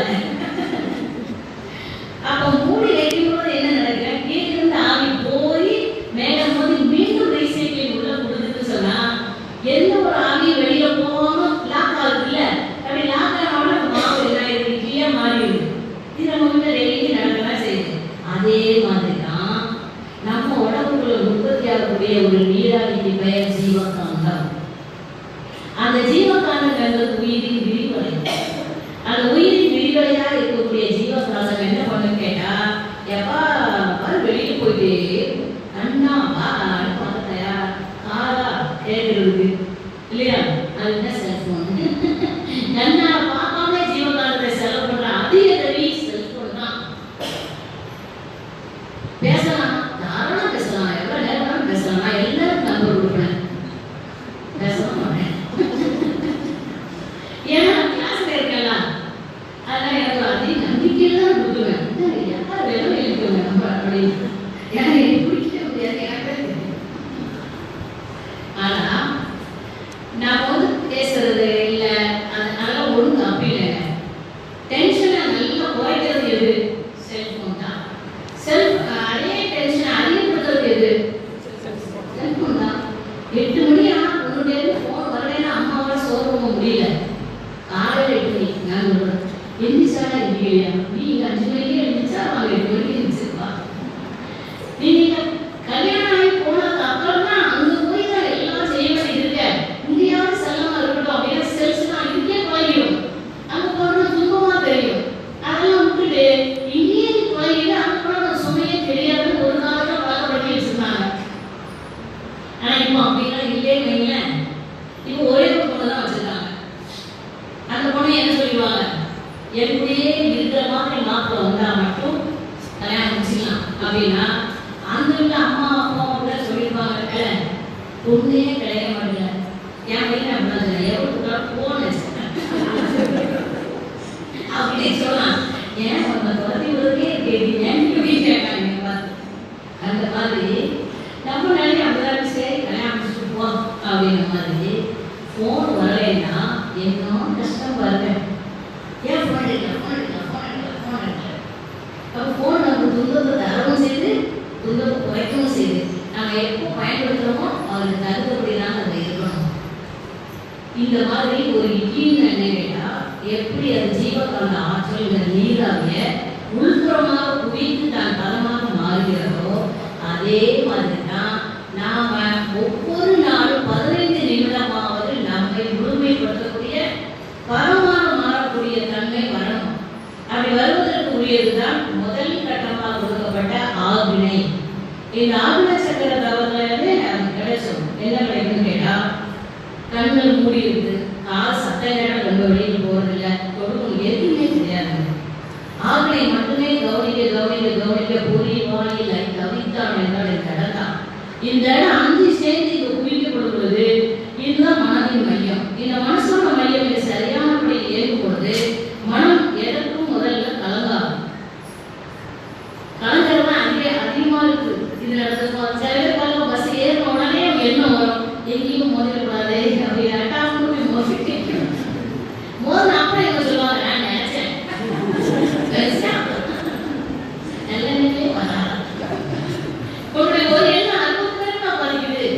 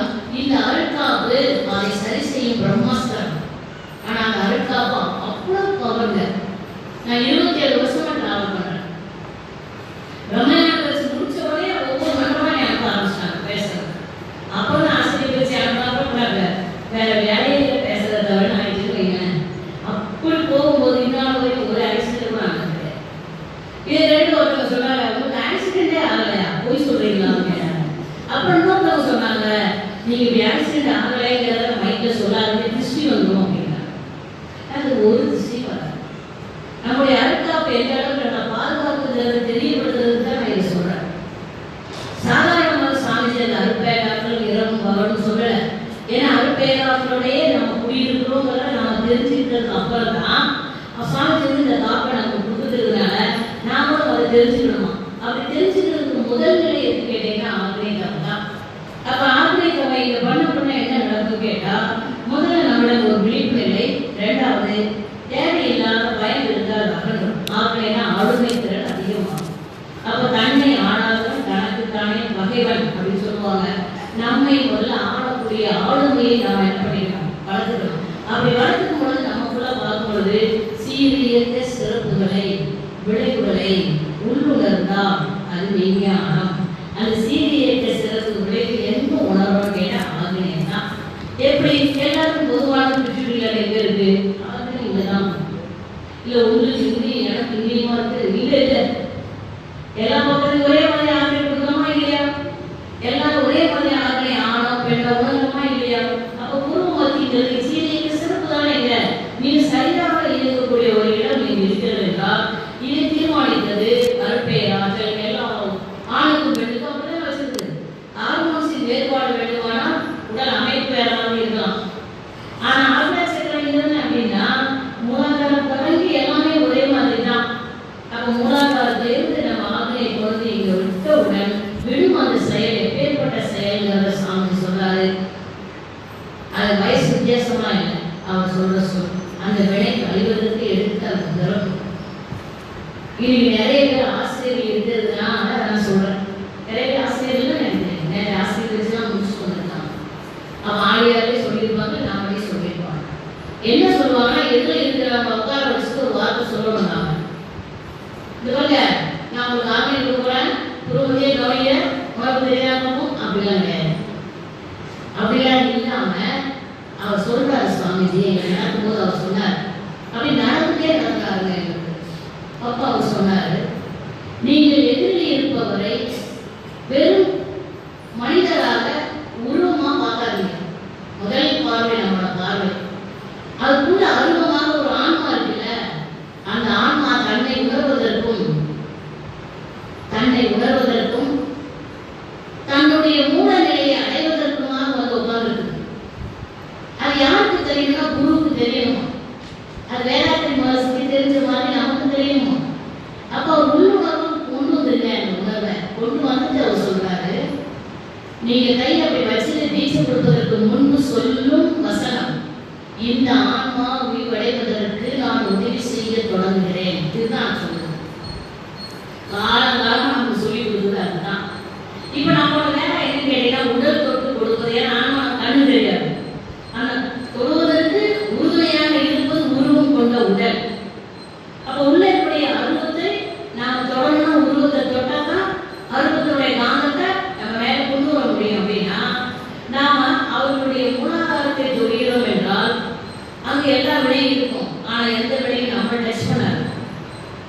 இப்ப மூலாதாரத்துல இருந்து மெதுவா மேல கொண்டு வந்து ஆக்னா சக்கரத்துல விடுறது சாமிஜி எழுதுறாரு, தூக்கி நடத்தி வந்து விடும் இடம் ஆக்னை அப்படின்னு சொல்றாரு. சாதாரண ஆக்னை இல்லை, அது எவ்வளவு அருமையா இருக்கிறார் பாருங்க. தவ விளக்கத்துல அவர் இருக்கிறார். மனவளக்கலை பாவம் ஒண்ணுல ஒவ்வொரு தவத்துக்கும் சாமிஜி விளக்கம் எழுதியிருப்பாரு. அந்த விளக்கத்துல அவர் எழுதுறாரு, மூலாதாரத்தில் இருக்கக்கூடிய உயிர் சக்தியை ஆசிரியர் அது அருளிதி, ஆசானின் அருள் பெற்ற அருளிதி அப்படியே தூக்கி நடத்தி வந்து விடும் இடம் ஆக்னை. இது ஏன் உழவு நீட்டல் அப்படின்னு கேட்கணும். அதுல என்னன்னு கேட்டா, இப்போ ஒருத்தனை இந்த படி எதுக்கு வர்றாங்க, சாதாரணமா வர்றாங்க, அவங்க நம்ம ஒன்றும் கண்டுக்கிறது இல்லை. ஒருத்தவங்க முடியாம வர்றாங்க, அந்த முடியாம வர்றவங்க நம்ம என்ன பண்ணுவோம், பக்கத்துல போய் கை பிடிச்சு நடத்தி கொண்டு வரோம். அவங்களே நடக்கல, அவங்களே நடக்கிறதுக்கும் இன்னொருத்தோட சப்போர்ட் நடக்கிறதுக்கும் வித்தியாசம் இருக்குன்னா, நடத்தி அப்படிங்கிறது என்ன கேட்டா சப்போர்ட்டோட நடக்கும். அப்ப நம்மளோட இருக்கக்கூடிய வினை நம்ம என்ன பண்ணாது, தன்னை தானே செயல்படுத்த விடாமல் தடுத்துட்டே இருக்கும். அதுக்கு ஒரு குரு அவசியம். அந்த குரு என்ன பண்ணாரு, நடத்தி வந்து விட்ட இடம் ஆக்னை. அந்த நடத்தி வந்துன்னா மூலாதாரத்துல இருந்து முதுகுக்கு வழியா நடத்தி வந்து, நடத்திக்கிற அர்த்தம் என்ன கேட்டீங்கன்னா இன்னொருத்தரோட சப்போர்ட் இல்லாம அதை செய்ய முடியாதுன்னு அர்த்தம். அப்ப நமக்கு குருவோட சப்போர்ட் தான் நம்ம என்ன பண்றோம் கேட்டா, சாதாரணமான ஆக்னை இல்ல, இந்த ஆன்மா உயிர் அடைவதற்கு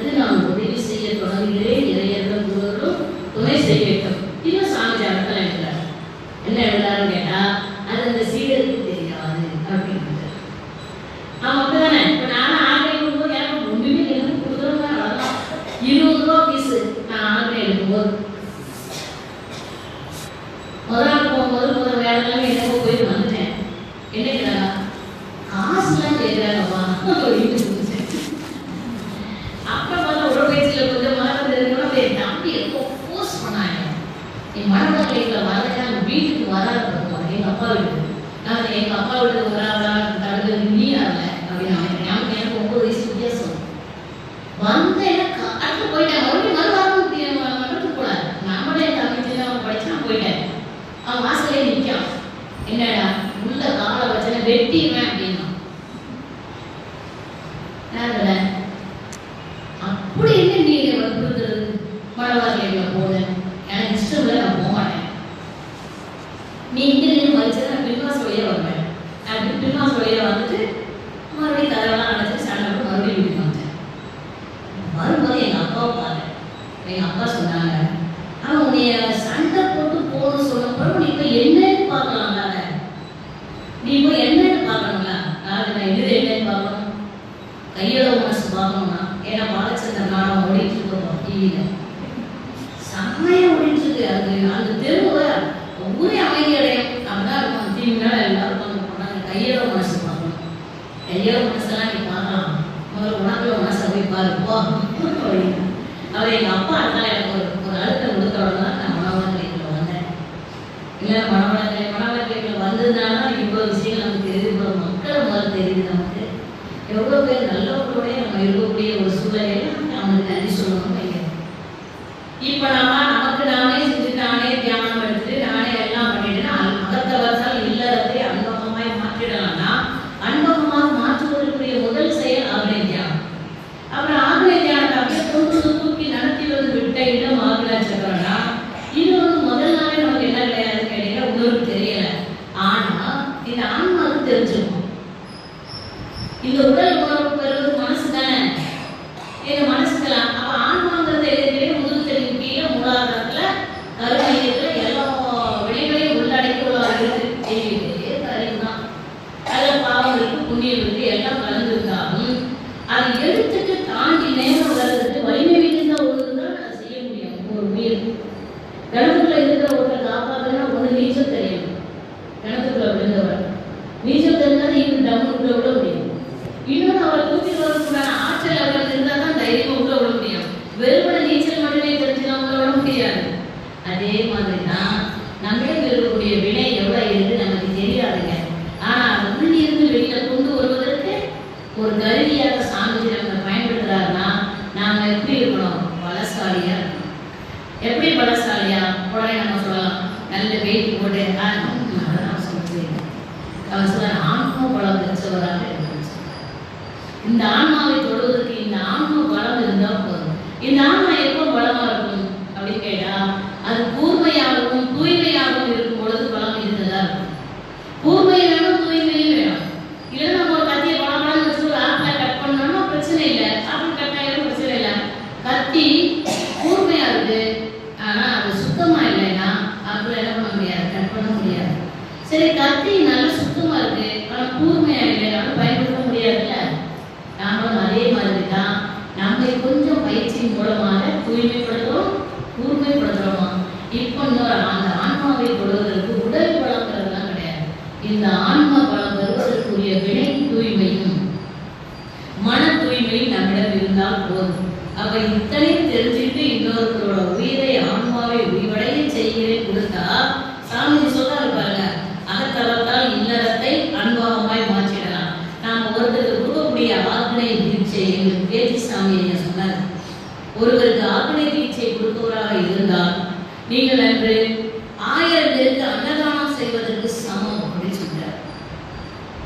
நான் இப்போ காலேஜ் ஸ்கூல் அங்கெல்லாம் போனாங்கன்னா ஆக்னை தீட்சை கொடுக்கறதுக்கு ஸ்டேஜ்ல இறங்கிறேன். எல்லாம் சொல்லுவாங்க பேராசிரியர் பேர சொன்னாங்க. பேராசிரியர் தீட்சை கொடுக்குறது சட்டமாக கேட்டேன். ஏன்னா தீட்சை கொடுத்தா புண்ணியம் நமக்கு நிறைய வரும். பேசுறதெல்லாம் ஒண்ணுமே கிடையாது, வெறும் ஃபீஸ் மட்டும் கிடைக்கும். அப்ப இறங்கி போய் ஒரு தீட்சை கொடுக்குறது எவ்வளவு பெரிய புண்ணியங்களை தெரிஞ்செடுக்கிற இருக்க முடியுமா? முடியாது. நம்ம வந்து ஃபர்ஸ்ட் போய் எனக்கு கொடுத்துருங்க அப்படின்னு கேட்டு வாங்கி நினைச்சோம். ஒரு ஆர்டரை கொடுத்தாலே 1000 பேருக்கு அன்னதானமா ஒரு நாளைக்கு 10 பேருக்கு கொடுத்தா எத்தனை பேருக்கு அன்னதானம் செய்ய பாருங்க. அன்னதானம் செய்வது தவறு கிடையாது. பசியை போக்கும், அந்த உடம்புக்குள்ள 7 தாதுக்களாக மாறும், வழிவு வெளியேறும். முடிஞ்சு போச்சு. அதிகபட்சம் 3 மணி நேரம் தான் அந்த உடம்புக்கும் அவருக்குமான தொடர்பு. ஆனா ஒரு ஆன்மாவை உயிர்வடைய செய்வதற்கு அந்த ஆன்மாவை தொட்டுறோம்ல, தொட்டு மேல வரும் பொழுது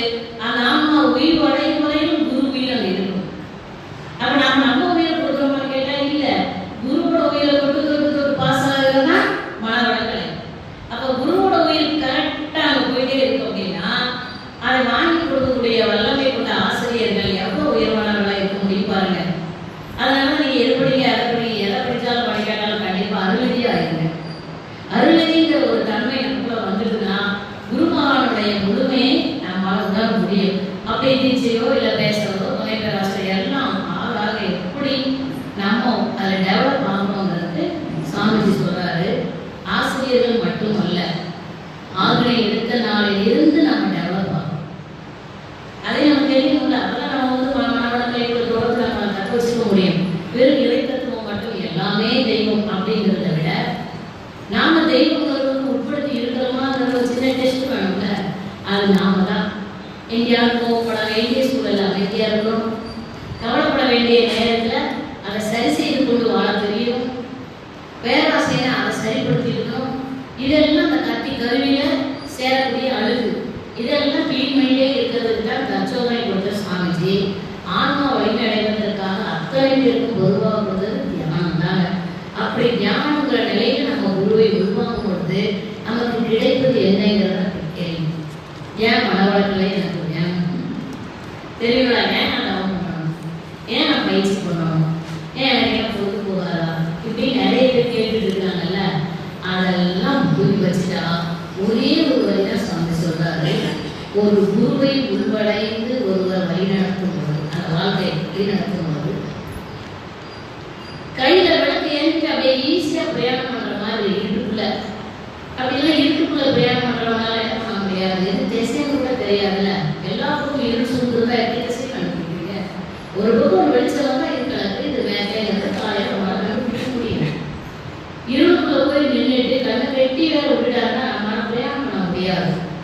அப்போ ஒரு குருவோட தன்மை நம்ம கிடைக்கும் பொழுது நம்முடைய வாழ்க்கை எப்படி இருக்குன்னா, இதுதான் விதி என தீர்மானிக்கப்பட்டது கர்மையில் இருந்தாலும் அதை மாற்றி அமைக்கக்கூடிய வல்லமை குரு மகான்களுக்கு உண்டு.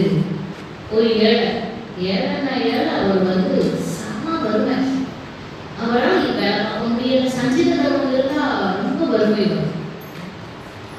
அவரால் வேலை பண்ண முடியல, நோய் இப்படி நிறைய இருக்கும்போது ஒரு குரு அடைகிறார். இது ஒரு கதை தான் படிச்சேன். அந்த குரு அடைஞ்ச உடனே அவர் சொல்றாரு அந்த குருட்ட, சாமி எனக்கு ஒரே ஒரு பிரச்சனை, பண பிரச்சனை தான். வறுமை இடமிருந்து நீங்கணும். இந்த வறுமை நீங்கிறதுக்கு என்ன செய்யணும்? அப்புறம் அவர் சொல்றாரு, காலையில நம்ம எழுந்திரிச்சோ பூஜை பண்ணிக்கணும், நான் சொல்ற மந்திரத்தெல்லாம் சொல்லு சொல்ல சொல்ல சொல்ல ஒரு 48 நாள் நீ சொல்லிட்டே இருந்தா கடவுள் முன்னாடி வருவார். கடவுள் முன்னாடி வந்துட்டாருன்னா நீ அவரோட வரம் கேட்கணும். என்ன வரம் கேட்கணும்னு கேட்டீங்கன்னா, என்னோட வறுமையெல்லாம் நீங்கணும், அவ்வளவுதான். வறுமையெல்லாம் நீங்கணும்னா உடனே ஒரு செழிப்பு வந்துடும். நீ வரலாம் கேட்கணும். இப்போ 47 நாள் ஆயிடுது. 48ஆவது நாள் கடவுளுக்கு பிரச்சனை. கடவுள் வந்து அங்க கூடாது. ஏன்னா செயலா கடவுள் வந்து அரக்கனே தவறுனாலும் கடவுள் நிற்கணும். ஏன்னா அந்த தவ ஆற்றல் அவனுக்கு பதில் சொல்லிதான் அவன் அப்படி வரம் கொடுத்தான் ஆகணும். அந்த நீதிப்படி கடவுள் நாளைக்கு அவன்கிட்ட போகணும், சொல்லணும். அவன் கேட்கிற வரத்தை கொடுத்தே ஆகணும். ஆனா அவனுடைய முன்வினை இருக்குல்ல, அவனுடைய பேரண்ட்ஸ், அவங்களுடைய 7 தலைமுறை பதிவு இருக்குல்ல, அந்த 7 தலைமுறை பதிவு எப்படி இருக்குன்னா அவன் ஏழையா இருக்கணுங்கிற விதியில தான் இருக்கு. இப்போ அவன் இருக்கக்கூடிய அந்த விதி வந்து ஏழையா தான் இருக்கணும், பணக்காரனா இருக்க கூடாது. இப்போ கடவுள் நேரம் வந்து குருட்ட வந்து சொல்றாரு, சாமி குரு சொல்றாரு, தேவையில்லாத வேலையை செஞ்சுட்டீங்க சாமி, என்ன வேலை? அவன் விதி ஏழையா இருந்துதான் சாவணுங்கிறது விதி. அவன் குடும்பமா அப்படிதான் இருக்கணும். அவன் முன்னோர்கள் செய்த கொடூரம் அவ்வளவு இருக்குங்க. முன்னோர்கள் செய்த அத்தனை இன்னும் அனுபவிக்காம வேலையாவும் அனுபவிக்க முடியும். அப்ப என்ன சொல்றாரு, இன்னும் நல்லவங்கள ஐயோ பாவம் குருவை நாடு வந்துருக்கணும். அப்ப என்ன செய்யலாம், நான் அனுபவிக்க முடியாது. அப்ப இன்னும் சொல்றாரு, வறுமை நீங்களும் வரம் கேட்க மாட்டான், அதுக்கு நான் உறுதி அளிக்கிறேன். சரி வேற என்ன கேட்டாலும் பரவாயில்ல அப்படின்னாரு. வறுமை நீங்குவதற்கு மட்டும் நான் கேட்க மாட்டேன், வேற என்னன்னாலும் கேளுங்க. அப்புறம் கடவுள் போறாரு, இவன் சொல்லி கொடுக்குறாரு, இவனை வர சொல்லி. கடவுள் வந்தவன் உடனே முடிக்காரு.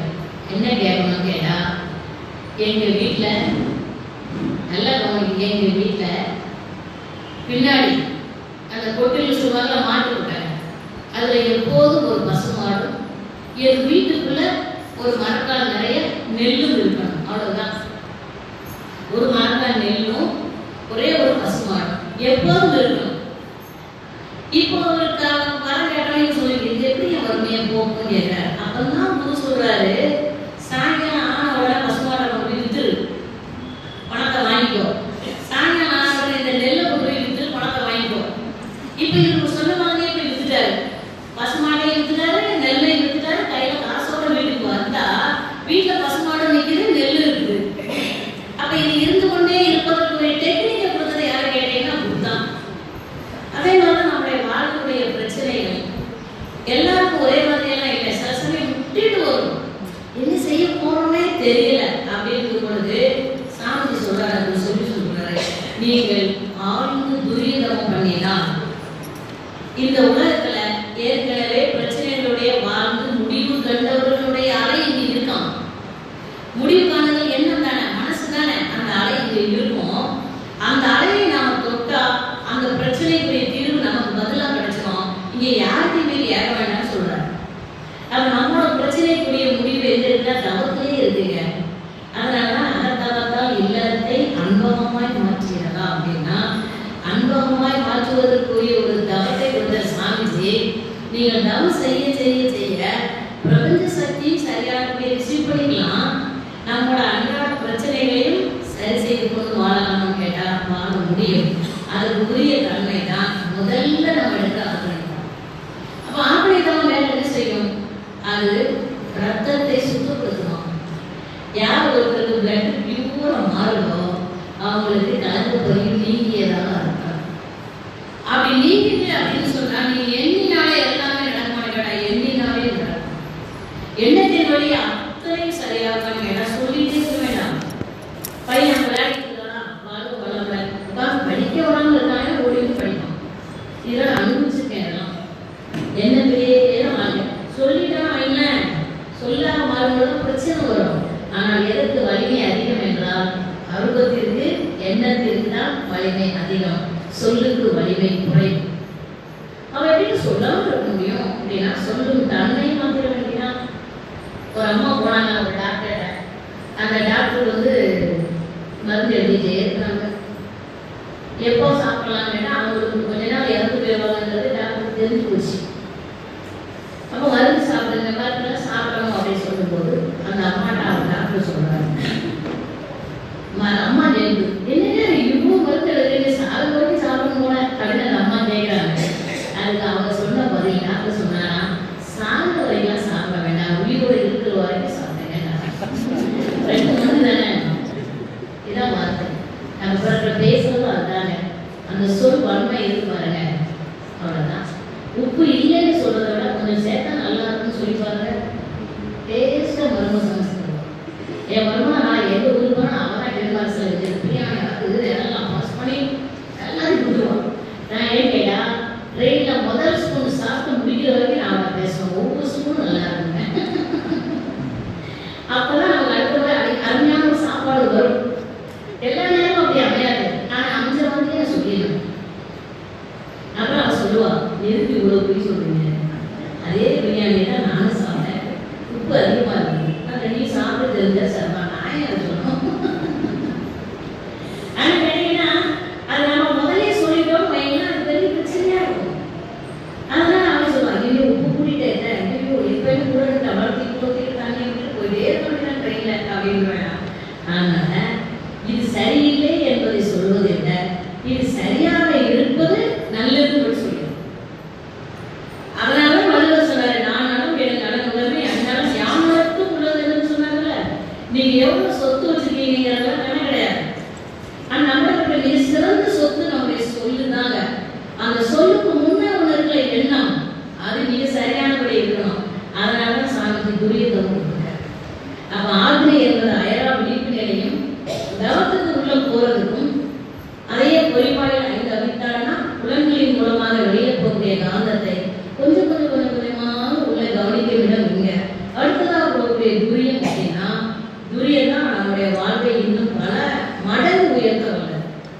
நம்முடைய எண்ணத்தை சொல்லாம செயலாக மாற்றுவதற்கு முன்னாடியே துரியம் நம்ம சொல்லிடுவோம், இதை இப்ப சொல்லலாமா வேண்டாமா. ஏன்னா நம்ம எல்லாரும் தெரியும், உச்சியிலே நீ சென்றால் பாடு தெரியுமா, உடனே காணும் ஒரு அதிசயம், அச்சமையும் அறிவிற்கு ஒரு வியப்பு காணும், அறிவுக்கு ஒரு வியப்பு வரும். நச்சுவிட இச்சையெல்லாம் பிறப்பு விட கண்டு கொள்வாய்னா ஆசை பிறக்கிற இடம் பிரெயின் தான். மூளை செல்லும் தான் எல்லாத்தையும் ஆசைப்படுது, வேற எதுவும் ஆசைப்படுது. மனமச்ச நிலையில் இருக்கிறவங்களுக்கு ஆசை கிடையாது. இது வேணும் அது வேணும் அது வேணும் பிள்ளைகள் கேட்கல. அதெல்லாம் அறிவு கஷ்டப்பட்ட நிலையில தான். சரி 3 வயசுக்கு முன்னாடி கேட்ட பொம்மையெல்லாம் வச்சு இப்போ விளையாட சொல்ல முடியுமா? காலேஜ் போகிற பிள்ளைய விளையாட ஏமா அப்படி இருக்கேன் அப்படின்னு கேட்பேன். அதனால நம்ம விளையாடுறது இல்லை. அன்னைக்கு இருக்கிறது வேற மனநிலை, இன்னைக்கு இருக்கிற மனநிலை வேற. ஆக்னை தவம் செய்தால் நம்மளோட மனநிலை 14 வயசுல இருந்து சீராகும். துரிய தவம் செய்தால் இச்சையெல்லாம் பிறக்கும் இடம் கண்டு கொள்வாய் அப்படின்னா இன்றைய மாணவ சமுதாயம் எப்படி செல்ஃபோ காரணமாக இருப்பது மனசு தானே. அதை செல்ஃப் கண்ட்ரோல் உள்ள இழுப்பதற்குரியது புரியும் தாங்க. அதனாலதான் மாணவ செல்வங்களுக்கு எப்பாயிரம் புரியத்தி தாயகம் ஒரு தலைப்போம். தினம் 15 நிமிஷம் செஞ்சா போதும். பிள்ளைகளுக்கு சொல்லிட்டோம்னா அதை செய்யணும்ல. ஒருத்தர் என்ன கேட்டாங்க, நாங்கள் செய்யறதவன் என்னோட பிள்ளைகளுக்கு போகுமான்னு கேட்டாங்க. தவமெல்லாம் போகும் பிரச்சனை இல்லை, ஆனால் முழுமையான மாற்றம் வராது. சும்மா போய் சொல்லி ஏமாத்துறேன் அப்படிதான். இந்த தவம் அங்கே போகும், தவாச்சலம் மாற்றுறது எல்லாமே போகும். ஆனால் அதே அவங்களே செய்தாங்கன்னா இன்னும் பல மடங்கு அந்த வேலை கரெக்டாக நடக்கும். நம்ம வாழ்க்கலாம், தப்பு கிடையாது. அப்படின்னா சாமிஜி எல்லாம் வாழ்க்கையும் தான் கொடுத்துக்கிறாரு. அதெல்லாம் நம்ம வாழ்க்கிறோம், தவம் பண்ணுறோம், எல்லாம் பண்ணினாலும் அவரோட நேர்வழியில தான் கொண்டு போவோம். ஆனால் சூழ்நிலைக்கு மயங்கக்கூடாதுல்ல. அப்படி சூழ்நிலைக்கு மயங்காமல் இருப்பதற்கு அவங்களுடைய பிரெயின் செல்ஸ் தான் முடிவெடுக்கும், நமக்கு தெரியாது. அதனால நம்ம வந்து தவம் பண்றோம் அப்படிங்கிறது குழந்தைகளுக்கு செல்லும், தவ ஆற்றல் குழந்தைகளுக்கு செல்லும், வார்த்தாலே செல்லும். ஆனால் அவர்களே தவம் ஏற்றுக்கொள்வது இந்த 50 அந்த 50 வந்து நிரப்பினா தான் முழுமை. அந்த முழுமை தான் என்ன சொல்றாங்க, குழந்தைங்க சொல்லிடுங்க, இங்க சாமியார் தான் ஒண்ணுமே கிடையாது, படிக்கிறதுக்குரியதானே. இது ஒண்ணு. ரெண்டாவது என்ன கேட்டீங்கன்னா, நாம மனவளக்கலை எல்லாரும் வாங்க வாங்க வாங்க வாங்க இருக்கிறத விட நம்மளோட மனவளக்கலையை நாம வீட்டுக்குள்ள கொண்டு போயிட்டா அது அதை விட பெஸ்ட். அவ்வளவுதான், ஈஸி வேலை. அதுதான் நாம எப்படிங்க மனவளக்கலை எடுத்துக்க முடியும்? நம்ம டெய்லி நம்ம அமர்வுல எடுத்து சொல்லிட்டே இருக்கணுமான்னு கேட்டா அப்படிலாம் கிடையாது. நீங்க எந்த அளவுக்கு சின்ன சின்ன விஷயங்களை விட்டு கொடுக்குறது இல்லையா, பழைய மாதிரி இல்லாம வேகம் இல்லாம ஆனா விவேகத்துடன் அப்படி சில விஷயம் இருக்குல்ல, இந்த இடத்துல எப்படி இருக்குங்கிற சிந்தனையை நீங்க அப்படியே கொஞ்சம் கொஞ்சமா ஃபாலோ பண்ணீங்கன்னா மனவளக்கலை எளிதாக கொண்டு போயிடலாம். அப்போ பசங்க கேட்பாங்க, அம்மா என்ன இதுக்கு கோவப்பட்டிருப்பியே, இப்ப நம்ம கோவமே வரல அப்படின்னு கேட்பாங்கல்ல. அப்ப நீங்க என்ன சொல்லணும் அப்படின்னு கேட்டா, கோவப்பட்டா என்னென்ன விளைவு வரும்னு சொல்லியிருக்காங்கடா, அதான் நான் கோவப்படாம இருக்கேன். என் உடம்பையே நம்ம எடுத்துக்கணும்னா அதான் கோவப்படாம, அப்பவும் மனவளக்கலை கொடுக்கணும். அப்படி இல்லாம நானும் உனக்கு பொறுமையா இருந்து பார்க்கேன் அப்படின்னு சொல்லி டபுள் விட்டு சொல்றேன். பொறுமையா தான் இருக்கணும்னா சில விஷயங்களை நம்மளோட சக்சஸ் செய்து கொண்டு போனா நாம மனவளக்கலையை கொண்டு போனாதான் அவரோட மனவளக்கலை கொண்டு வர முடியுங்கிறது தெரிஞ்சாச்சுன்னா நான் மனவளக்கலைஞராகவே வீட்டுக்குள்ள சில மணி நேரமாவது வளரும். சில மணி நேரம் அப்படிங்கிறது எப்போ பரபரப்பா இருக்கணும், அப்போதான் கொஞ்சம் ஸ்லோவா இருக்கணும். உடலாக எல்லாத்தையும் பார்ப்போம், மனசளவுல நாலு நேரம் என்ன டென்ஷன் அப்படின்னா அப்பதான் கொஞ்சம் அமைதியா இருக்க. இல்லை இல்லை ஒரு 2 மணி நேரம் தானே, இப்போ கல்வி எல்லாரும் போக மணி கொஞ்சம் அது சொல்லுவோம். அப்புறம் 10 மணிக்கு நாம மட்டும் தானே வீட்டில் இருக்கோம், யாருமே போக முடியும். பாத்திரத்தை கூட நம்ம உடைக்கவே முடியாது இல்லையா. நாம மட்டுமே இருக்க சின்னம் இல்லைன்னு தெரிஞ்ச அப்புறம் அப்ப நம்ம கூட இருக்கிறவங்க சின்னத்துக்கு மட்டுமே உரியவர்களா கேள்வி கேட்டா இல்லை, நிறைய நம்ம மனசுல ஓடிட்டே இருக்குங்க. அதனால நம்மை நாமே சுய சீர்திருத்தத்துக்கு உரியதுதான் மனவளக்கலை, பிறரை மாற்றுவதற்கு உரியது என்பது மனவளக்கலை. சாமிஜி எங்கேயுமே சொல்லி கொடுக்கல, அவர் சொல்லிட்டாரு, மாற்றக்கூடியது அவரவரை மனசுதான், மாறிட்டே இருக்கும். மாற்ற முடியாதது பிறரின் மனசு. அப்ப முதல்ல இருந்து தொடங்கி எத்தனை மணிக்கு சாப்பாடு வந்துச்சா? இப்போ முதல்ல இருந்து ஒரு தடவை சொல்லிட்டு மத்தியானம் வேலை விட்டாங்க. சரியா? என்ன சொல்ற, கற்கண்டு என்ற ஒரு வார்த்தை கரும்பரச பக்குவத்தில் செலுத்துகிறாங்க. நம்ம எல்லாம் இங்க வந்தாலும் கூட தனித்தனியாக எப்படி ஒரு கற்கண்டு தனித்தனியாக இருந்தாலும் அதுக்குரிய மூலப்பொருள் ஒரு அருவம், அதுக்கு ஒரு சுவை மறைஞ்சிருக்குல்ல. அதே மாதிரி நம்ம எல்லாரும் தனித்தனியாக இங்க உருவம் கொண்டு இருந்தாலும் நம் அனைவரையும் இயக்குவதற்குரிய ஒரு பேரறிவு இயற்பொருள் தருது. அமாவாசை கௌரி வரை உலகம் முழுவதும் நடந்துட்டு தானே இருக்கு. என்ன இப்ப இன்னொரு இருட்டா இருக்கும், இந்த வெளிச்சமா இருக்கும், அப்படி மாற்றி மாற்றி சுத்திட்டே இருக்கிறதுனால. ஆனா அது நடந்துட்டு தான் இருக்கும், நடக்காம அது இல்லை. அப்ப அந்த இயக்கத்தை தருவது ஒரு அருள்.